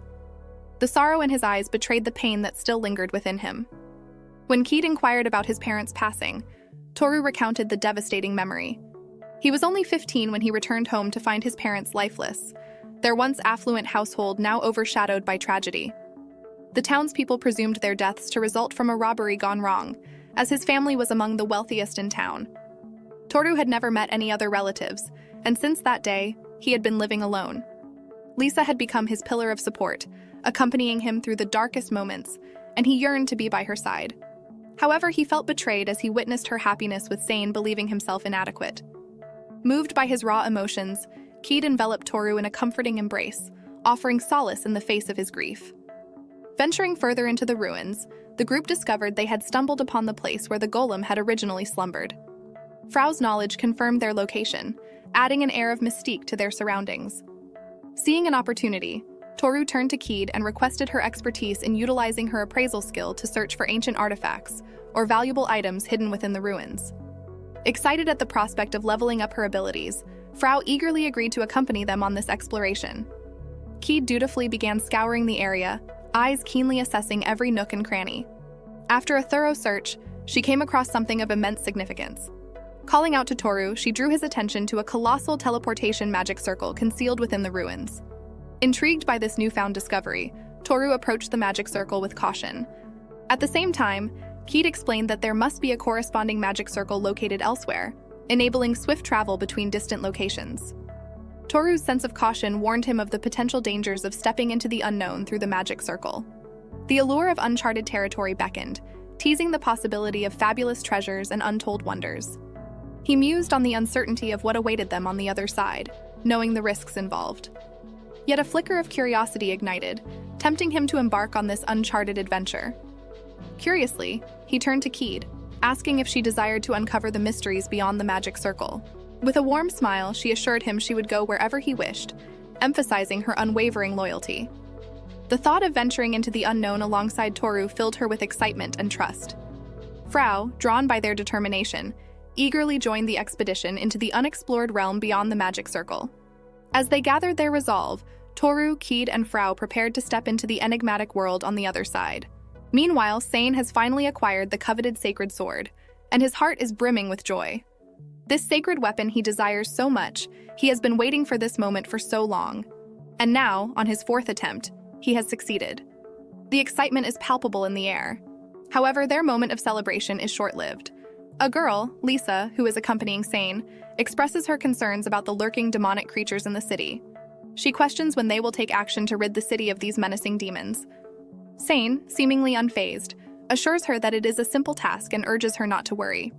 But another girl in their group has a different perspective. She questions whether they are strong enough to face the demons in their current state. Maybe some additional training is needed before confronting the creatures.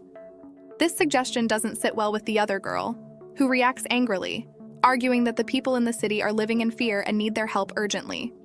Sane, choosing to stay silent, observes the debate between the girls. Each of them has their own strengths and qualities. Sane recognizes the value of keeping Lisa close, especially since she has originally been Toru's companion and is obedient. However, panic begins to set in as the girls realize that the demons are already at level 40, making them formidable opponents. Sane's frustration grows and he interrupts the argument, demanding they stop. But Lisa, curious about the commotion outside, rushes to investigate.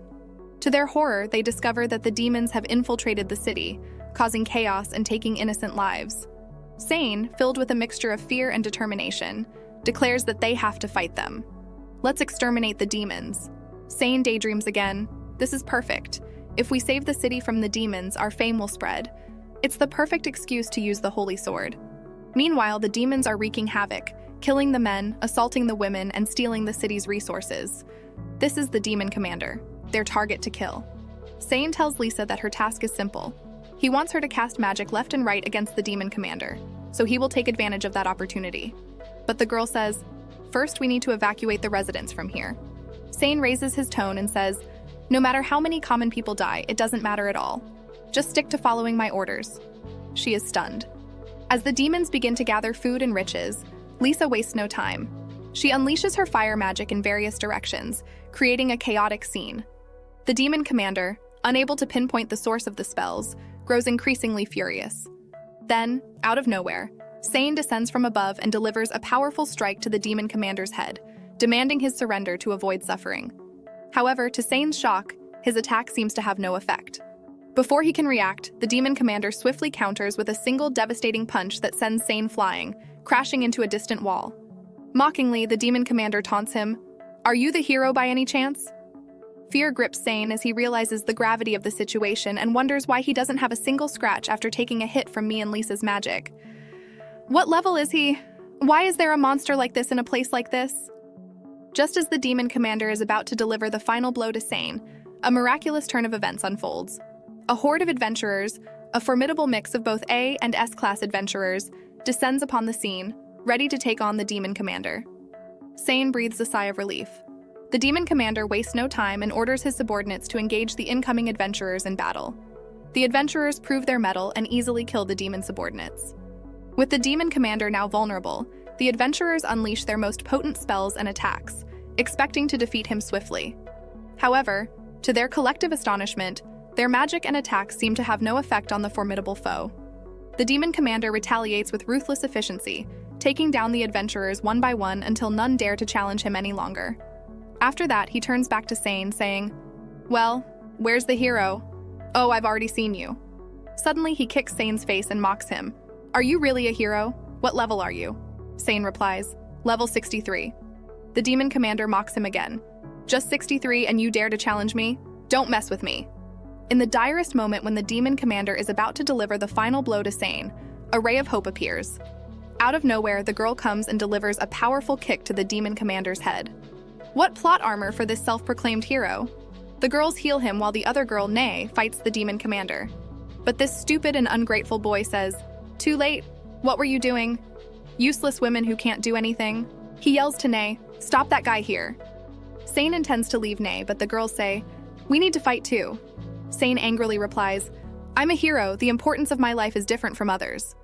Hearing that, the girls are stunned. When Nay is still fighting the demon commander, Sane leaves her. "Goodbye, Nay. Your appearance and body weren't bad, but I'm tired of you. Die here for me." Nay is beaten up now and wonders, "Sane, are you joking, right?" Meanwhile, the true hero, Toru, finally arrives with his loyal slaves Keed and Frau. Their arrival is met with shock and dismay as they behold the city in flames and devoid of its people. Toru's fury ignites at the sight of the destruction caused by the demons. As two of these demons approach, their sinister intentions clear. They are eager to harm humans, a beautiful beast, and a fairy, which are Toru, Keed, and Frau. However, Toru, oozing confidence, steps forward to confront them. He boldly declares that it is he who will vanquish them. Just as the demons prepare to attack, Keed intervenes with a swift and deadly strike, casting a devastating slash burst that instantly annihilates one of the demons. Meanwhile, Frau swings her mighty hammer with remarkable force, ending the second demon's existence. With the threat eliminated, they marvel at how weak these demons had been. Now let's help those who survived. We must save the citizens. Toru, Keed, and Frau quickly split up, each determined to save as many people as possible from the chaos that has engulfed the city. As they go about their mission, a heart-wrenching scene unfolds. A demon menacingly approaches a defenseless child and mother. Just as the demon lunges forward with cruel intent, Toru appears like a guardian angel. With a swift and decisive strike, he severs the demon's head, saving the child and mother from harm.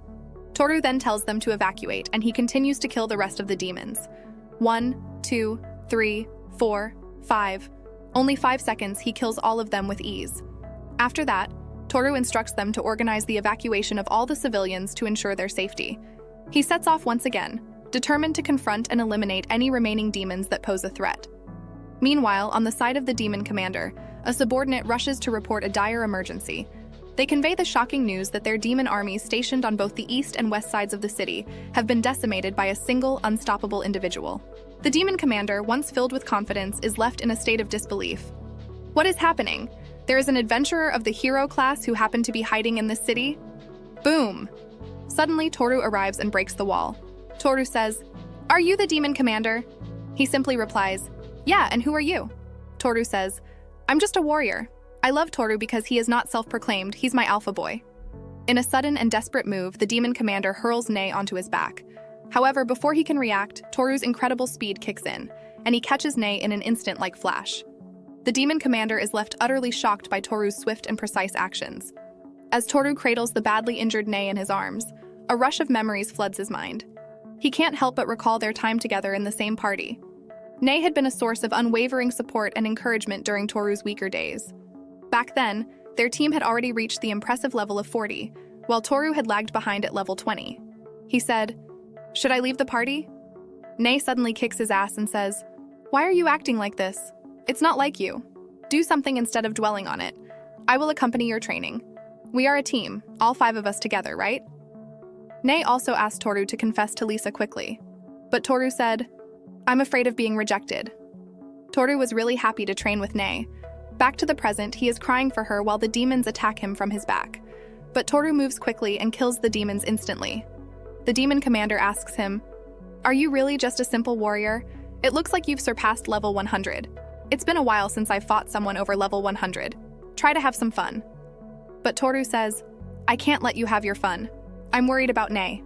Allow me to kill you quickly." He laughs and says, "You want to kill me quickly when I'm level 150? There's a line you shouldn't cross with jokes." Toru instantly slashes one of his arms. The demon commander is furious and moves quickly to hit Toru, but Toru casts an ice trap on him. Keed and Frau come to help him after killing all the demon subordinates. Toru tells Keed to take care of healing Nei over there. Meanwhile, he will kill the demon commander. Even though his arm is gone now, he uses a unique ability and calls his demonic weapon. The weapon then struck into his arm and becomes his new arm.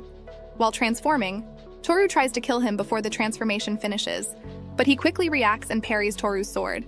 He then throws Toru to the wall. When he is about to kill Toru, Toru quickly moves and realizes that the demon commander's speed has become faster than before, easily keeping up with Toru. The demon commander says, "This magical axe is one of the demonic weapons, which can only be used by certain demons. There are some risks in using it, but its power is absolute. It also increases the user's level by 1/3. That means my current level is 195. Frau is worried for Toru, so she asks Keed to help him, but Keed says not to worry. Our master is the strongest one. Even though the demon commander becomes stronger now, Toru learns all his movements and tries to find his weak spot. Toru intends to kill him in one strike. He readies his sword, then in just a few milliseconds, he stabs the demon commander very quickly. The demon commander says, "Impossible, he's too fast, I didn't even feel his presence before he appeared. But it's not over. I will heal this kind of injury in no time with the power of the demonic axe." Suddenly, Toru pulls out the core of the demonic axe instantly. He is shocked and says, "I lost." So this is the reason why Toru can easily do all of that, because he has now unlocked 2 new jobs, which are Dragon Knight and Master Thief. The Dragon Knight job helps him to find the core, and the Master Thief skill helps him to easily move as close as to his enemy.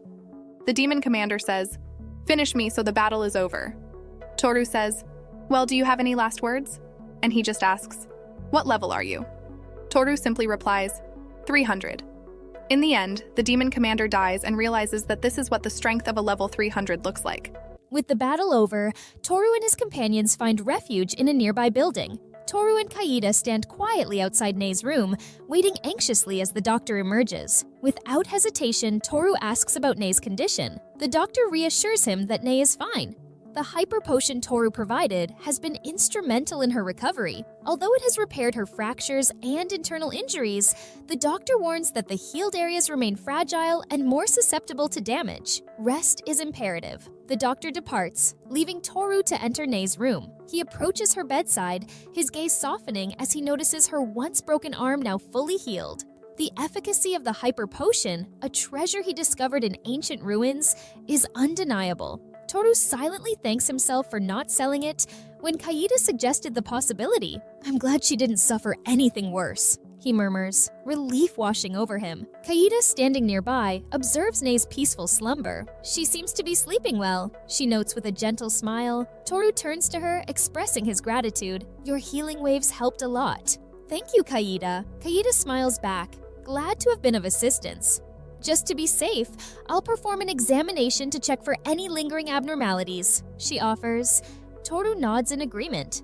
Activating her examination skill, Kaida scans Nei's status, her expression gradually shifting from calm to alarm. Without a word, she asks Toru to step outside. Once in the hallway, Kaida turns to him, her voice grave. Nei has been brainwashed. Toru freezes, disbelief and anger mingling in his expression. Brainwashed? He repeats, his tone incredulous. Kaida explains, her voice steady but urgent. Her statistics show signs of abnormal conditions. Something has tampered with her thoughts. It could be magic or a substance designed to force compliance. Toru's fists clench at his sides. What does this mean for her? He demands, his voice tight with concern. His thoughts churn as he grapples with the revelation. Who could have done this to Nei? His mind circles back to Sane. But no matter how corrupted Sane's morals might be, Toru struggles to believe that someone he grew up with since childhood could commit such a betrayal. Yet doubt lingers, gnawing at his resolve. Kaida's voice breaks his spiral of thought. She asks if he is all right. Toru shakes his head and apologizes, his tone distant as he asks her to leave him alone for a moment. Concerned, Kaida nods and quietly exits, leaving Toru with his dark musings. Alone, his mind solidifies a grim conclusion. If it truly is Seiin behind this, there will be no forgiveness. His expression hardens, his resolve crystallizing into a chilling vow. If Seiin has hurt Nei, Toru will kill him. Morning comes, and Nei finally stirs from her unconscious state. Toru watches over Nei, leaning forward in relief as he asks if she is all right. Nei's eyes flutter open, and she looks around in confusion before her gaze lands on him. Toru, she murmurs. Kaida enters the room and starts, surprised to see Nei awake so soon. With Toru's help, Nei slowly sits up. After hearing what has transpired, she asks the question weighing heavily on her mind. Was I abandoned? Toru's expression darkens. He gently but directly asks Nei if Sane is involved. Nei hesitates before recounting her memory. She explains that the demon general was overwhelmingly strong, making victory seem impossible. Sane had asked her to delay the demon, telling her to stop him while he left. Nei's voice falters. He looked at me and then went somewhere, she says, her words laced with resignation. Toru's fists clench at her tone, but what comes next is worse. Nei continues, her voice calm yet hollow, explaining that she was merely a pawn. Someone who could naturally be sacrificed for the party's survival. Despite everything, she expresses gratitude for being alive and for reuniting with Toru, hoping they can continue their journey together. Toru can't contain his frustration any longer. He tells her outright that he cannot accept what she is saying and reveals the truth. She is under brainwashing. Nei freezes at his words, her expression clouding with confusion. Slowly, her thoughts surface, and she admits something deeply unsettling. She says she loves Sane, but that her feelings feel strange, foreign, like they do not belong to her. Her mind is a chaotic mess as she struggles to understand herself. Kaida and Frau, who have joined them, are visibly shaken by her confession. Toru, maintaining his calm, explains that there is a way to reverse the brainwashing. He reveals he has a potion capable of breaking even the most powerful curses. Since brainwashing is a form of curse, the potion should work. However, he warns Nei of the risk. If her actions under brainwashing are vastly different from her true intentions, the mental strain could be unbearable. In the worst case, it might cause severe mental collapse. He emphasizes that the choice is hers, assuring her that no matter her decision, he will not judge her. With that, Toru and Kaida step out of the room, giving Nei space to think. Nei thanks them, her voice trembling. Outside, he notices Toru's exhaustion and suggests he rest, pointing out that his complexion looks poor. Toru brushes off her concern, admitting he couldn't sleep even if he tried. A sudden, piercing scream from Nei jolts them both into action. They rush back into the room to find Nei on the floor, clutching her head and writhing in anguish. Her cries are filled with pain, as though her very mind is unraveling. Kaida quickly kneels by her side, helping her sit upright. She whispers soothing words, urging Nei to hold on, while wrapping her arms around her and channeling healing waves. The golden energy flows gently, seeking to calm Nei's storm of emotions as Toru stands nearby, helpless yet resolute, watching over his friend. Nei's tears flow freely as she struggles to process everything. Toru, holding the empty bottle in his hand, realizes she has gone through with drinking the potion. Kaida approaches Nei gently, asking if she has managed to calm down even a little. But Nei's sudden outburst shatters the fragile calm. She screams for them not to look at her, declaring herself unworthy. Her voice cracks with anguish as she calls herself dirty and begs forgiveness, admitting that she has said terrible things, done unforgivable acts, and betrayed both her own heart and Toru. She condemns herself as the worst. Toru's voice cuts through her spiraling self-recrimination with an intensity that demands her attention. He shouts that she is wrong, that none of it is her fault. She was controlled. Her actions were not her own. He implores her not to blame herself, emphasizing that she is not dirty and that her true self remains untouched. Deep inside, she will always be Nei. He urges her to rest, promising to give her space for now. Trusting he'd to stay with Nei, Toru steps out, leaving her to recover. Outside the capital, the scene is one of slow recovery. Renovations begin on damaged buildings, and children play nearby, their laughter defying the hardship they have endured. Toru smiles faintly, marveling at the resilience of the people. Despite everything they have been through, they keep moving forward. He silently hopes Nei can find the strength to rise again and live with the same determination. If that proves impossible, he resolves to care for her himself, no matter what. As he walks, two children approach him hesitantly. One of them, a girl he recognizes from the night of the attack, asks if he is the man who saved them. Toru smiles warmly, confirming he is glad to see them safe. He inquires if she has been hurt, but the girl shakes her head and tells him she has been reunited with her parents. Her wide smile and heartfelt gratitude stir a deep sense of fulfillment in him. Nearby, a pair of guards take notice of Toru. One murmurs to his companion, speculating if he is the leader of the Manhwa Brigade, the hero of Armand Torusama. Overhearing this, Toru chuckles quietly, recalling that he has indeed been given such a title. The guards approach him with reverence, expressing their gratitude for his role in saving the town from the demon threat.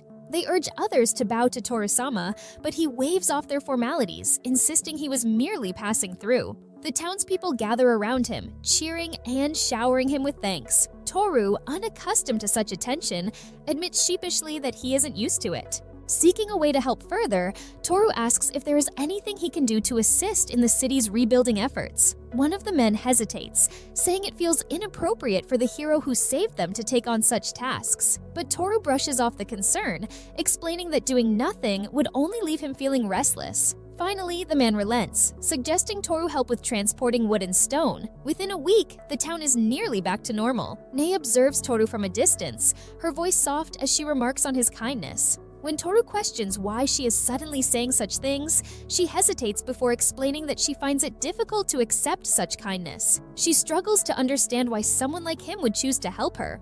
In response, Toru hands her some apples and shares something he has never revealed before. He admits that he used to feel the same way she does. Nei looks at him, puzzled. Toru explains that in his early days, he had been a burden to his party, yet Nei had allowed him to stay by her side. Her patience and expectations had been overwhelming, almost unbearable for him to accept. Nei lets out a small laugh, admitting she has never thought of it that way. Toru smiles, apologizing for having shared her feelings of inadequacy in the past. But he also tells her that he hadn't given up. He decided to persevere, no matter what, and just as he overcame his struggles, he is certain she can do the same. Nei reveals to Toru her decision to return to her village. Her voice is soft but resolute as she admits that she is retiring as an adventurer. Her heart, she confesses, is broken. The thrill of adventure no longer stirs her, and life itself has become exhausting. She expresses a longing for peace, wishing to live quietly in her parents' village. Yet as she holds Toru's hands carefully, she makes one last request: to create a final, wonderful memory. The weight of her words strikes Toru like a lightning bolt. It becomes clear to him that Nei intends to end her life. Acting on instinct, he grabs her hand firmly and leads her outside. Nei stumbles after him, bewildered, demanding to know where they are going. Toru offers no explanation beyond saying, "outside." When she protests about being in her pajamas, he dismisses her concern entirely. His determination leaves no room for argument. Their destination is the slave office. Without hesitation, Toru declares to the manager that he wishes to create a slave contract with the woman by his side. Nae, taken aback, struggles to comprehend his actions. The words slave contract rattle her, and she questions him, asking if he truly intends to treat her as a slave. The manager interjects, explaining that a critical rule must be followed. The girl must be free of any brainwashing for the contract to be valid. Nae clings to Toru's shirt, her voice rising with disbelief and anger. She accuses him of making fun of her. Toru's patience wears thin. With frustration, he snaps at her, calling out her unspoken intention to end her own life. Nae freezes in shock. He tells her plainly that if she truly doesn't want the contract, he won't force her, but only if she promises not to take her own life. His question hangs in the air like a challenge. Can she make that promise? Tears stream down Nae's face as she cries out in anguish, admitting that she doesn't know. The pain is unbearable, and she feels trapped between wanting to die and an inability to follow through. Her words only fuel Toru's irritation. He declares her answer unacceptable. She doesn't understand, he says, and that is why he will go through with the contract anyway. Nae calls him a demon, but Toru shrugs off her insult, resolute in his decision. He tells her she regrets betraying him, and as punishment, he commands her to live. It isn't a suggestion. It is an order. His voice softens as he holds her trembling hand. He admits he isn't strong enough to let someone so precious to him, a childhood friend, slip away in silence. She has no choice, he declares. She will live. Nae's tears do not stop as she calls Toru the worst, a truly despicable man. But after some time, the slave crest appears on her chest, marking the completion of the contract. As they walk together afterward, Toru observes her with curiosity. She seems lighter somehow, and he remarks on her apparent happiness. Nae tilts her head, seemingly surprised, and asks if that is really the case. Toru reminds her that she is now his slave, playfully questioning why she is not more upset about it. She responds honestly, admitting that the feeling of being connected to him brings her a small sense of joy. Toru glances at her skeptically, teasingly suggesting that perhaps the brainwashing has not been completely undone. He wonders aloud if they should visit a doctor to confirm. Nae's response is sharp and immediate. She shouts at him to shut up. They laugh together, the tension of the past days easing,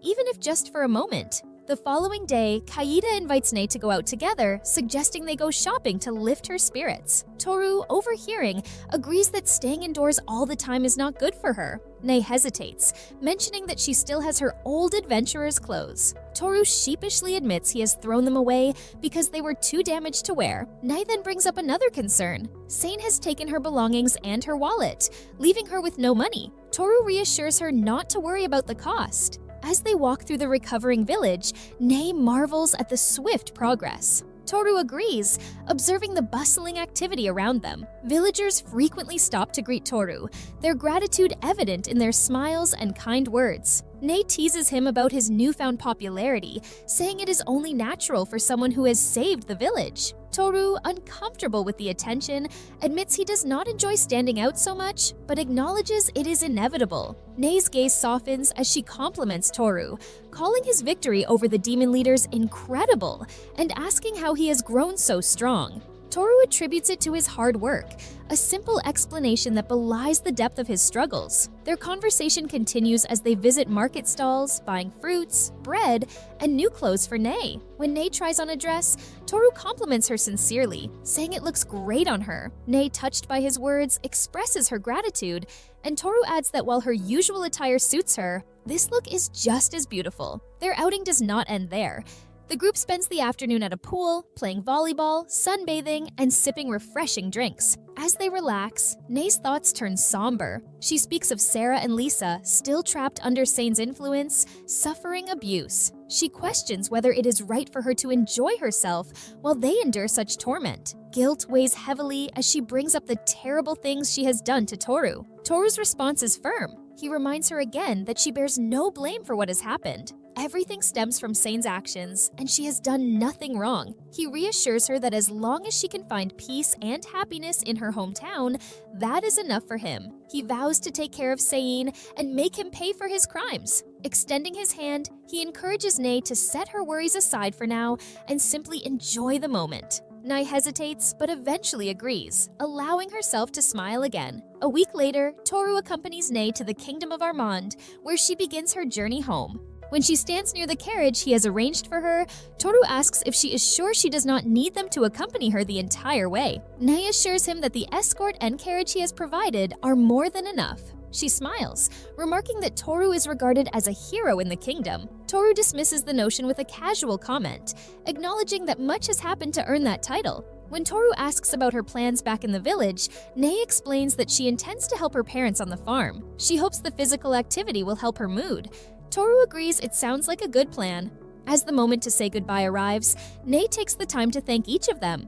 She expresses her gratitude to Frau and Panda, reflecting on the unforgettable experience of flying with pixie wings. She encourages Kaida to keep doing her best and whispers her worries about Toru, asking Kaida to watch over him. Kaida smiles warmly and promises to take care of him. When Toru invites Nai to rejoin their party, emphasizing how welcome she would be, Nai declines with a bittersweet smile. She explains that she does not feel worthy to stand by his side anymore, and that her decision to return home is final. Before departing, however, Nai makes one last plea. She begs Toru to save Sora, describing the abuse she has endured under Sane. Toru assures her that he will help Sora without fail. Nai then brings up Lisa, her voice heavy with concern. She fears that even if Lisa is freed from her brainwashing, her heart might not survive the trauma. Nai hesitates before asking Toru if he still has feelings for Lisa. Toru admits that he is not sure. There was a time when he could have answered that question easily, but now he struggles to understand his own emotions.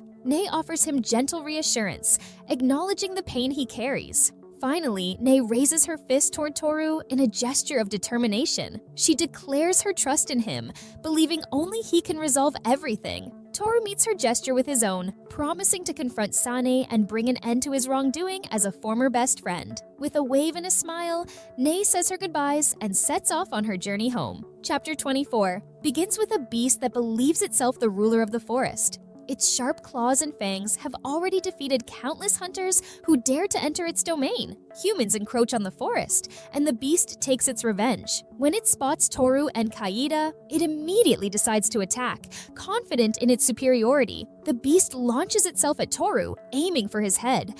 Kaida notices the attack and watches as the beast's fangs make contact. However, the beast's assault has no effect on Toru, leaving the creature confused. It cannot comprehend what kind of human could withstand such an attack. Toru grabs the beast's head and slams it to the ground, knocking it unconscious with ease. When Kaida offers to finish the beast off, Toru decides to leave it be, confident it will no longer pose a threat. As night approaches, the group decides to camp. Later, as they settle down, Frau begins to wonder about their plans and asks Toru about their next steps. Toru explains that they have taken an unexpected detour to visit Frau's village, but will soon resume their journey to a town in Grigit before heading to the capital. He also shares that he is considering confronting Sein, who, as far as Toru knows, is planning to attend a roundtable meeting in the capital after acquiring the Holy Sword.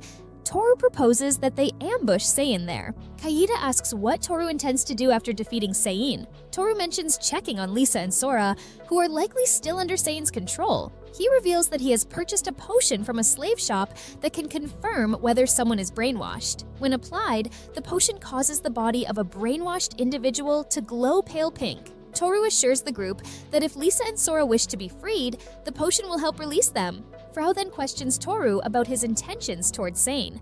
She considers him scum and believes he deserves to be dealt with harshly. Toru, however, hesitates. Despite everything, Sein was once his childhood friend and the leader of the White Fang. Toru feels he needs to ask Sein why he did such terrible things. Frau criticizes Toru's sentimentality, but Kaida admires his kind nature. Kaida then wonders why Sein did not brainwash Toru. She speculates that it would have been easier to brainwash everyone and avoid suspicion. Toru offers a few possible explanations. Sein might not have wanted to brainwash him, or simply did not find a way to do it. Toru explains that there are 3 methods of brainwashing: drugs, hypnosis magic, and a skill called the Evil Eye of Temptation. Brainwashing drugs and hypnosis magic are rare and difficult to obtain, often only accessible to royalty or aristocrats. Toru notes that, throughout their time together, he never saw Sein use such methods, leading him to suspect that Sein uses the Evil Eye of Temptation to control others.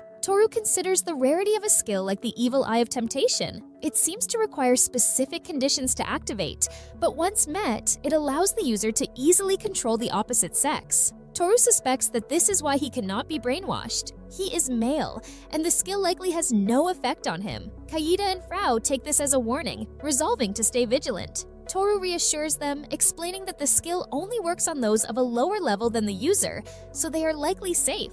Still, he wants to confront Scene, hear his reasons, and then ensure he receives punishment according to the laws of their homeland. Publicly humiliating such a proud man seems like proper justice. As they move on from the serious conversation, Kaida admits she is excited to visit the capital for the first time. Toru mentions that their next stop, a well-known tourist town, will be an enjoyable detour. Pressed for details, he reveals it is a village named Baton, famously nicknamed Boobs Bang for its peculiar fascination with breasts. Kaida and Frau look at him skeptically, but Toru insists that is not its defining feature. Despite his explanation, Kaida sighs, remarking that her master seems to have a clear fondness for the topic. On their journey, Frau continues defeating monsters with impressive efficiency. She proudly announces that she reaches level 190, a significant milestone. Toru is amazed at her rapid growth and realizes he has never looked at her stats. When Frau reveals them, she points out her unique ability, Detection, a rare skill that uncovers concealed or disguised entities. Another intriguing skill is Prayer for Growth, which accelerates development in various areas. Toru humorously comments that it might even help in agriculture, but Frau demands he focus on her impressive level instead of joking around. Frau's progress brings her closer to Kaida's level, and Toru begins to wonder if he will once again become the weakest member of their group. Most of his experience points are stored away by his save experience skill, which feels like saving coins in a piggy bank he has no idea when he can open. Suddenly, a notification appears before him, announcing that the save experience skill repairs itself and completes a new accumulation cycle. Toru is puzzled. What does it mean by corrupted saving skills? He wonders how the skill gets damaged and if any lost experience will be reimbursed. This unexpected development leaves him deep in thought as the journey continues. After a few hours of walking, they finally arrive at the village. The streets bustle with activity, lined with vendors selling goods, and the lively atmosphere fills the air. Toru finds the place quite different from what he imagines. Amid the commotion, Frau points out something peculiar, a bread shaped to resemble breasts. It seems this is part of the village's theme. They also notice vendors selling cow's milk, which Frau mentions as another curious aspect of the village's culture. Kaida seems nostalgic, reminiscing about how her grandmother used to give her fresh milk after meals, secretly keeping it from her mother. Toru finds this detail surprising and wonders if members of the Beast Clan live long enough to have such close ties to their ancestors. As they explore, another notification appears for Toru. He is startled to see that his save experience skill reaches its limit, triggering a rank promotion. With this change, he discovers he gains several new abilities. Kaida notices his reaction and hugs him in congratulations, eager to see what skills he has acquired. Toru examines the list for the first time and is intrigued by the names and effects. One skill, Dragon Eye, allows him to perceive hidden beings. Mega Boost, Tame Master appears to be an upgraded version of Tame Master, letting him significantly enhance tamed monsters. Another skill, Joker, seems linked to the Copycat ability, sparking Toru's curiosity to test it out. Lastly, the Super Multipurpose Key grants him the power to unlock anything, much like a universal key. Toru realizes the promotion acts as a compensation mechanism, turning accumulated savings into even higher-ranking abilities. Frau comments on his rapid growth, comparing him to a monster in terms of strength, though Toru isn't thrilled with the comparison. He then mentions gaining a skill called Double Overall Skill Experience, which might also enable Kaida and Frau to unlock rare abilities in the future. Frau seems excited by the possibility, and the group's journey continues, their new powers promising even greater adventures ahead. Toru, Kaida, Frau, and Pandy climb to the top of the mountain, greeted by a breathtaking view. In the distance stands a towering structure, the Tower of Crows. The group marvels at its sheer size and the majestic aura surrounding it. This ancient ruin is shrouded in mystery, with its construction method, purpose, and interior layout all unknown. The tower is located in elf territory, and humans who venture too close are met with swift and aggressive rejection. Frau seems familiar with the area, revealing that elves, who share a friendly bond with fairies, have allowed her to see the tower up close in the past. Toru is surprised she hasn't mentioned this before. While discussing the possibility of visiting the elves, Frau admits it might be difficult due to their stubborn nature, but with the right negotiation, entry could be possible. When asked if he wants to see the tower up close, Toru eagerly agrees. Frau makes a deal with him. She wants help leveling up until she reaches Kaida's strength. This is a matter of pride for her, to prove she is capable as a member of the Great Race. Toru decides to prioritize her training until they reach the village.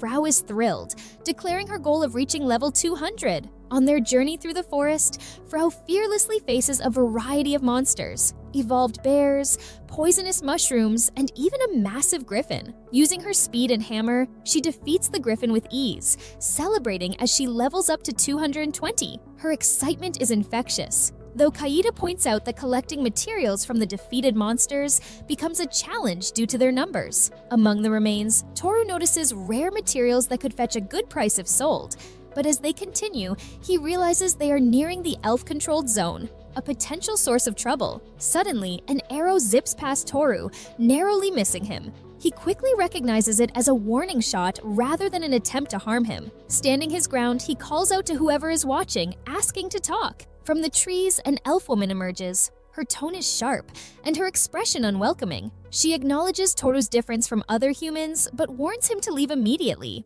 As Toru observes her, he can't help but think the elf's reception is far colder than he had hoped. The elf girl aims her bow directly at Toru, warning him that if he moves any closer, she will shoot him in the head.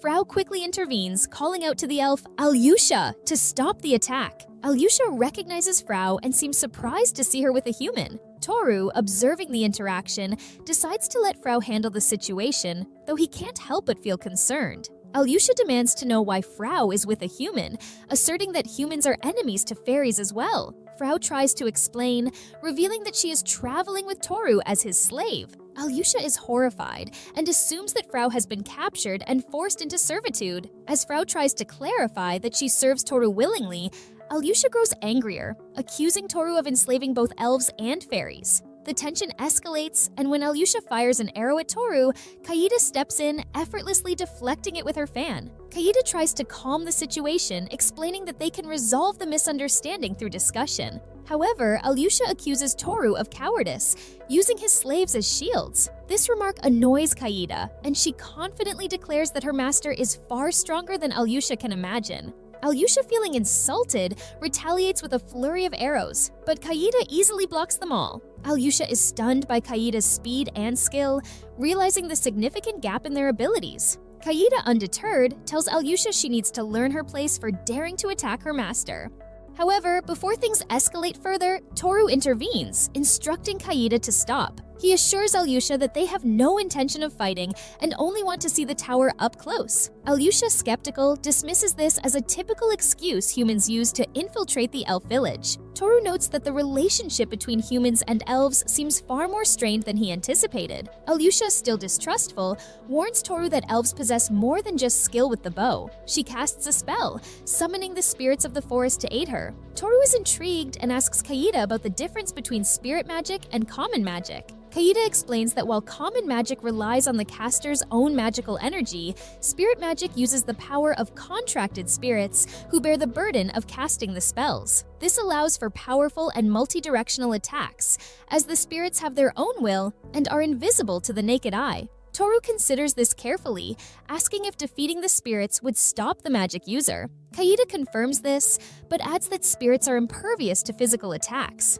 Toru decides it is the perfect opportunity to use his newly acquired ability to detect and capture hidden presences, ready to counter Alyosha's spirit magic. Toru activates the Dragon's Eye, a skill that allows him to see hidden presences. The moment he focuses, he spots the spirit bird hovering above Alyosha's hand, ready to cast its magic. Before she can unleash the spell, Toru dashes toward her, grabs the spirit with his bare hands, and hurls it away. Alyosha freezes, stunned, as her magic fails to activate. She quickly realizes the spirit is gone and frantically looks around, only to notice that Toru has vanished from her line of sight. When Toru speaks from behind her, Alyosha nearly jumps out of her skin, shocked by how he has moved so quickly. Her disbelief grows when Toru nonchalantly explains that he has neutralized the spirit by physically throwing it away. Alyosha, trembling and unable to process what has just happened, accidentally loses her footing and falls from the wall. Toru asks if she is okay, but her focus remains on the fact that her wind spirit is gone.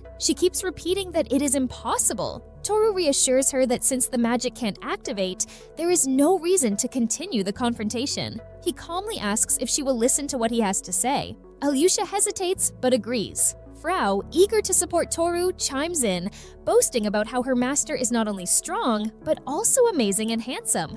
She insists that Alyosha apologize and allow them to enter the village. Toru immediately scolds Frau for her choice of words, pointing out that her comments don't help the situation. Frau quickly apologizes for her outburst. Alyosha admits that letting them into the village is complicated. Toru nods, understanding her hesitation. Frau, however, proposes a solution. She suggests they enter as part of an official visit on behalf of the fairy leader, who happens to be her grandmother. She promises to take full responsibility for anything that might happen during their time in the elf village. Alyosha, realizing she can't reject an official visit from a representative of the fairy leader, reluctantly agrees and offers to guide them into the village. As they enter, Alyosha mentions that it has been over 100 years since a human last set foot there. She explains that the last visitors were a group of heroes, and even then, it caused problems. She warns them not to expect a warm welcome. As they walk, the cold glares from the villagers make it clear they are unwelcome. Some children even throw stones, telling them to leave. Toru thinks it might be best to finish their business quickly and leave. Kaida suggests he reveal who he really is, but Toru dismisses the idea, unsure how the elves would react and not wanting to boast. Suddenly, Frau punches a nearby wall, smashing it to pieces. The elves around them freeze in shock. Frau declares that challenging the fairy tribe is a grave mistake and insists she is taking full responsibility for their visit. She adds that the elves clearly don't understand how powerful fairies can be. Alyosha quickly steps in, asking Frau to calm down and show some restraint. Toru agrees, saying there is no need to escalate the situation, but Frau insists she can't tolerate any disrespect toward her master. Alyosha reluctantly apologizes on behalf of her people, promising to treat Toru with exceptional hospitality later. Toru assures her it isn't necessary, but Alyosha insists, saying it would be wrong to treat someone who defeated her like an ordinary human. They are then escorted to the elf leader's mansion. The leader, named Heinz, greets them. Toru notes how young Heinz looks and introduces himself. Curiosity gets the better of him, and Toru asks how old Heinz is. The leader reveals he is 320 years old, leaving Toru stunned. Heinz looks younger than him, even though Toru has heard about the long lifespan of elves. He can't help but wonder how that translates to human years. Toru explains his purpose for visiting and politely asks if it is possible to see the tower up close. Heinz asks about his intentions, and Toru replies that he simply wants to admire it. From a distance, the tower appears majestic, and he believes anyone would want to see it up close at least once.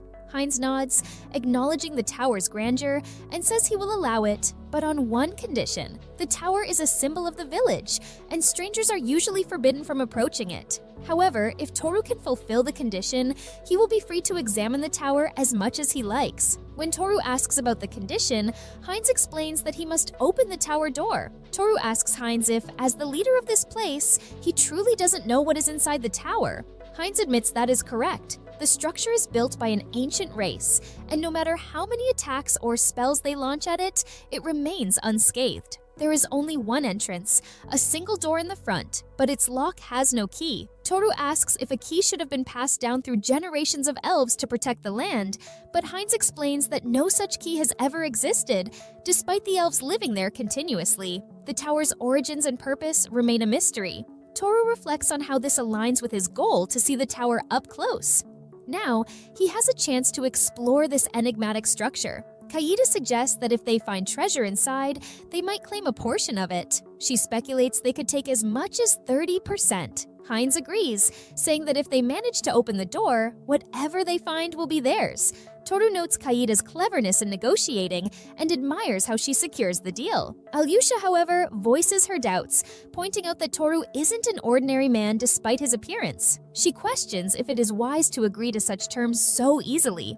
Heinz reassures her, reminding her that even the great thief of the past couldn't open the tower. He doubts Toru will succeed where so many others have failed. Alyosha insists there is always a chance, but Heinz teases her for being overly cautious, commenting on her worrywart nature and adding that this might be why she remains unmarried. Alyosha angrily tells him her marital status is none of his business, and Toru realizes they are siblings. Toru then asks if, by opening the door, he will be granted full access to the tower and accepted as an official guest, independent of the fairies. Heinz agrees. Satisfied with the terms, Toru and the group make their way to the tower. Standing before the massive door, Toru is awestruck by its intricate beauty. Kaida marvels at how the ancient race could have constructed such a colossal structure. Examining the door, Toru spots the keyhole and asks if he can try pushing it to test its strength. Alyosha, skeptical, tells him it is futile, but gives him permission to try. As Toru pushes against the door with all his strength, a powerful energy surges around them, causing the ground to tremble. Despite his efforts, the door doesn't move an inch. Toru concludes that brute force won't open it, but Alyosha is clearly shaken by the sheer strength he has displayed. She asks him what he plans to do next. Calmly, Toru reveals his plan.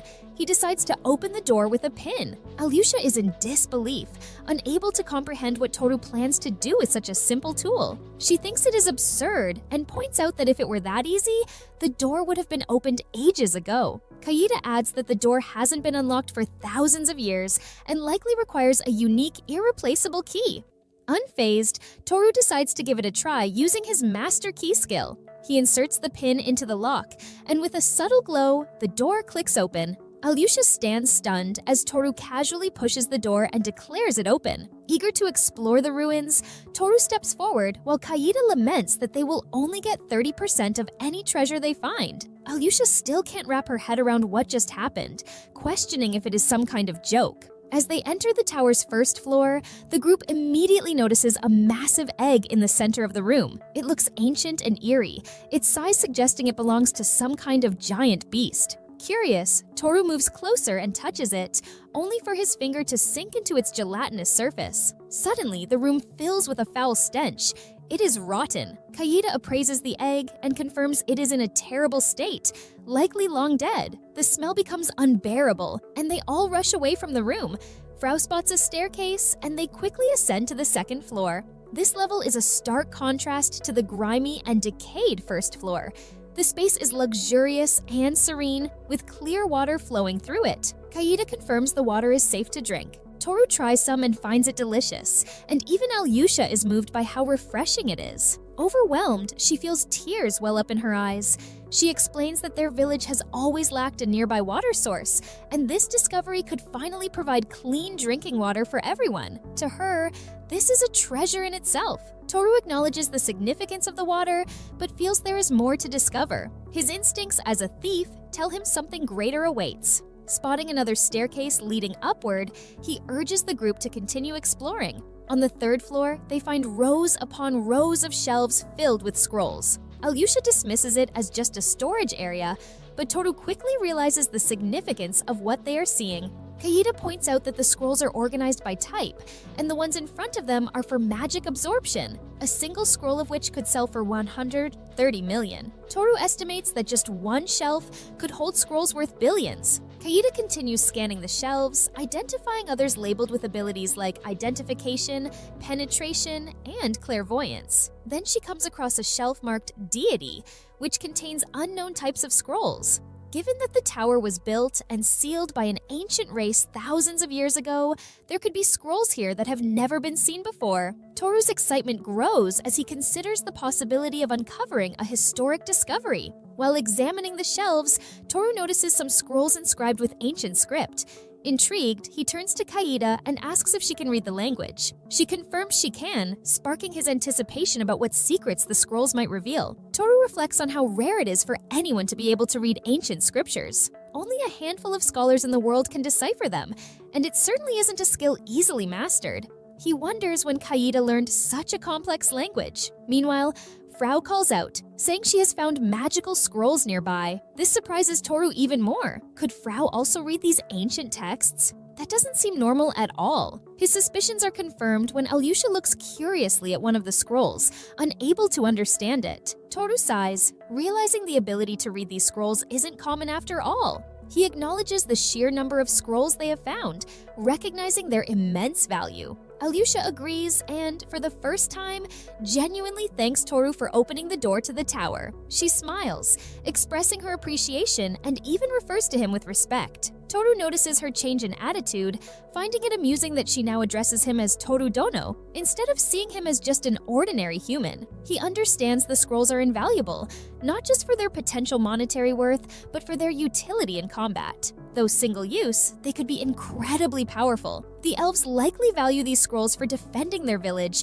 rather than any financial gain. The group continues upward, reaching the 4th floor, where more scrolls await them. Then they ascend to the 5th floor. Toru notes the change in the structure and assumes this must be the final level. Alyosha seems confident that more treasures lie ahead. Toru activates his master key to unlock the final door, and they step inside. To their surprise, the room appears empty. Alyosha searches for signs of treasure, but Toru concludes this might truly be the end of their discovery. However, in the center of the room, they spot a glowing magic teleportation circle. Kaede examines it and confirms it is still active. Toru speculates that the circle might lead to another ancient ruin or hidden location. Kaede, smiling, reassures Toru that whatever decision he makes, she will follow his lead. Frau chimes in as well, expressing her confidence in their abilities and saying there is nothing to fear with their current strength. Toru looks at his companions, feeling a deep sense of gratitude for their trust and loyalty. He reflects on how fortunate he is to have such dependable allies. About 2 weeks ago, in the capital of the kingdom of Velsiazus, the king honors hero Sein for obtaining the Holy Sword. However, he also criticizes Sein for his actions in Norstal, where Sein abandons his companions and flees, leading to severe damage in the city. Sein feels frustrated, wondering who could have defeated the monsters they faced, and blaming himself for not confronting them directly. The king continues by mentioning that after the Demon King escapes, his subordinates are easily defeated by a group called the manhwa Brigade. Sein grows confused and angry, questioning why the manhwa Brigade is involved and feeling that something doesn't make sense. He accuses the king of trying to ruin his reputation as a hero. Despite his anger, Sein pleads with the king for another chance to prove himself. The king considers Sein's request, recognizing that although Sein is a hero, he is still growing and developing his skills. He decides to give Sein 2 opportunities to redeem himself. First, the king orders his guards to bring a high elf, a rare and beautiful specimen he has acquired at great cost. He tasks Sein with obtaining another high elf without paying for her, sending him to the elf village in the Grigit forest. Sein realizes the king essentially wants him to bring back a high elf as a slave, knowing that the elves are very selective and do not easily cooperate with humans. Despite the difficulty, Sein remains confident, believing that as a hero, he can work with the elves just as heroes have done in the past. He feels close to securing the help he needs. The second chance the king offers requires Sein to defeat the demon general Rovas, who blocks the path from the Grigit kingdom to Greyfield. Additionally, Sein must defeat the demon king himself. The king hopes that by accomplishing these missions, Sein will gain greater fame and solidify his reputation. Before leaving, Sein looks at the king with frustration, feeling the king acts foolishly and doubts his abilities. Although Sein commits to fulfilling the king's demands, he feels conflicted about the state of the country where he was born. As Sein, along with Lisa and Sora, travels to the Grigit village, they frequently hear people praising the manhwa Brigade. This constant talk irritates Sein, making him feel angry and dismissive of the positive rumors. Despite his frustration, Sein reminds himself to stay calm and maintain his composure, believing that if he stays focused, everything will eventually turn out fine. At the top of the mountain, Sein looks down at the elf village and confirms that the rumors are true. It is exactly as described. The sight of a towering structure catches everyone's attention. The tower stands tall and majestic, so beautiful that it seems like something out of a dream. Sein can't deny its allure and remembers hearing that it is an unexplored ruin. The thought of entering such a place fills him with ambition. If he can gain access to the tower, he might uncover rare artifacts and treasures. Along with his plan to secure a high elf, this seems like the perfect opportunity to achieve both goals at once. Sein feels confident that, as heroes, they will be warmly received in the village. After all, the elves have every reason to ally with them against the Demon King, a shared enemy. Reassured by this belief, Sein leads Sora and Lisa toward the elf village, ready to claim both the treasures and his prize.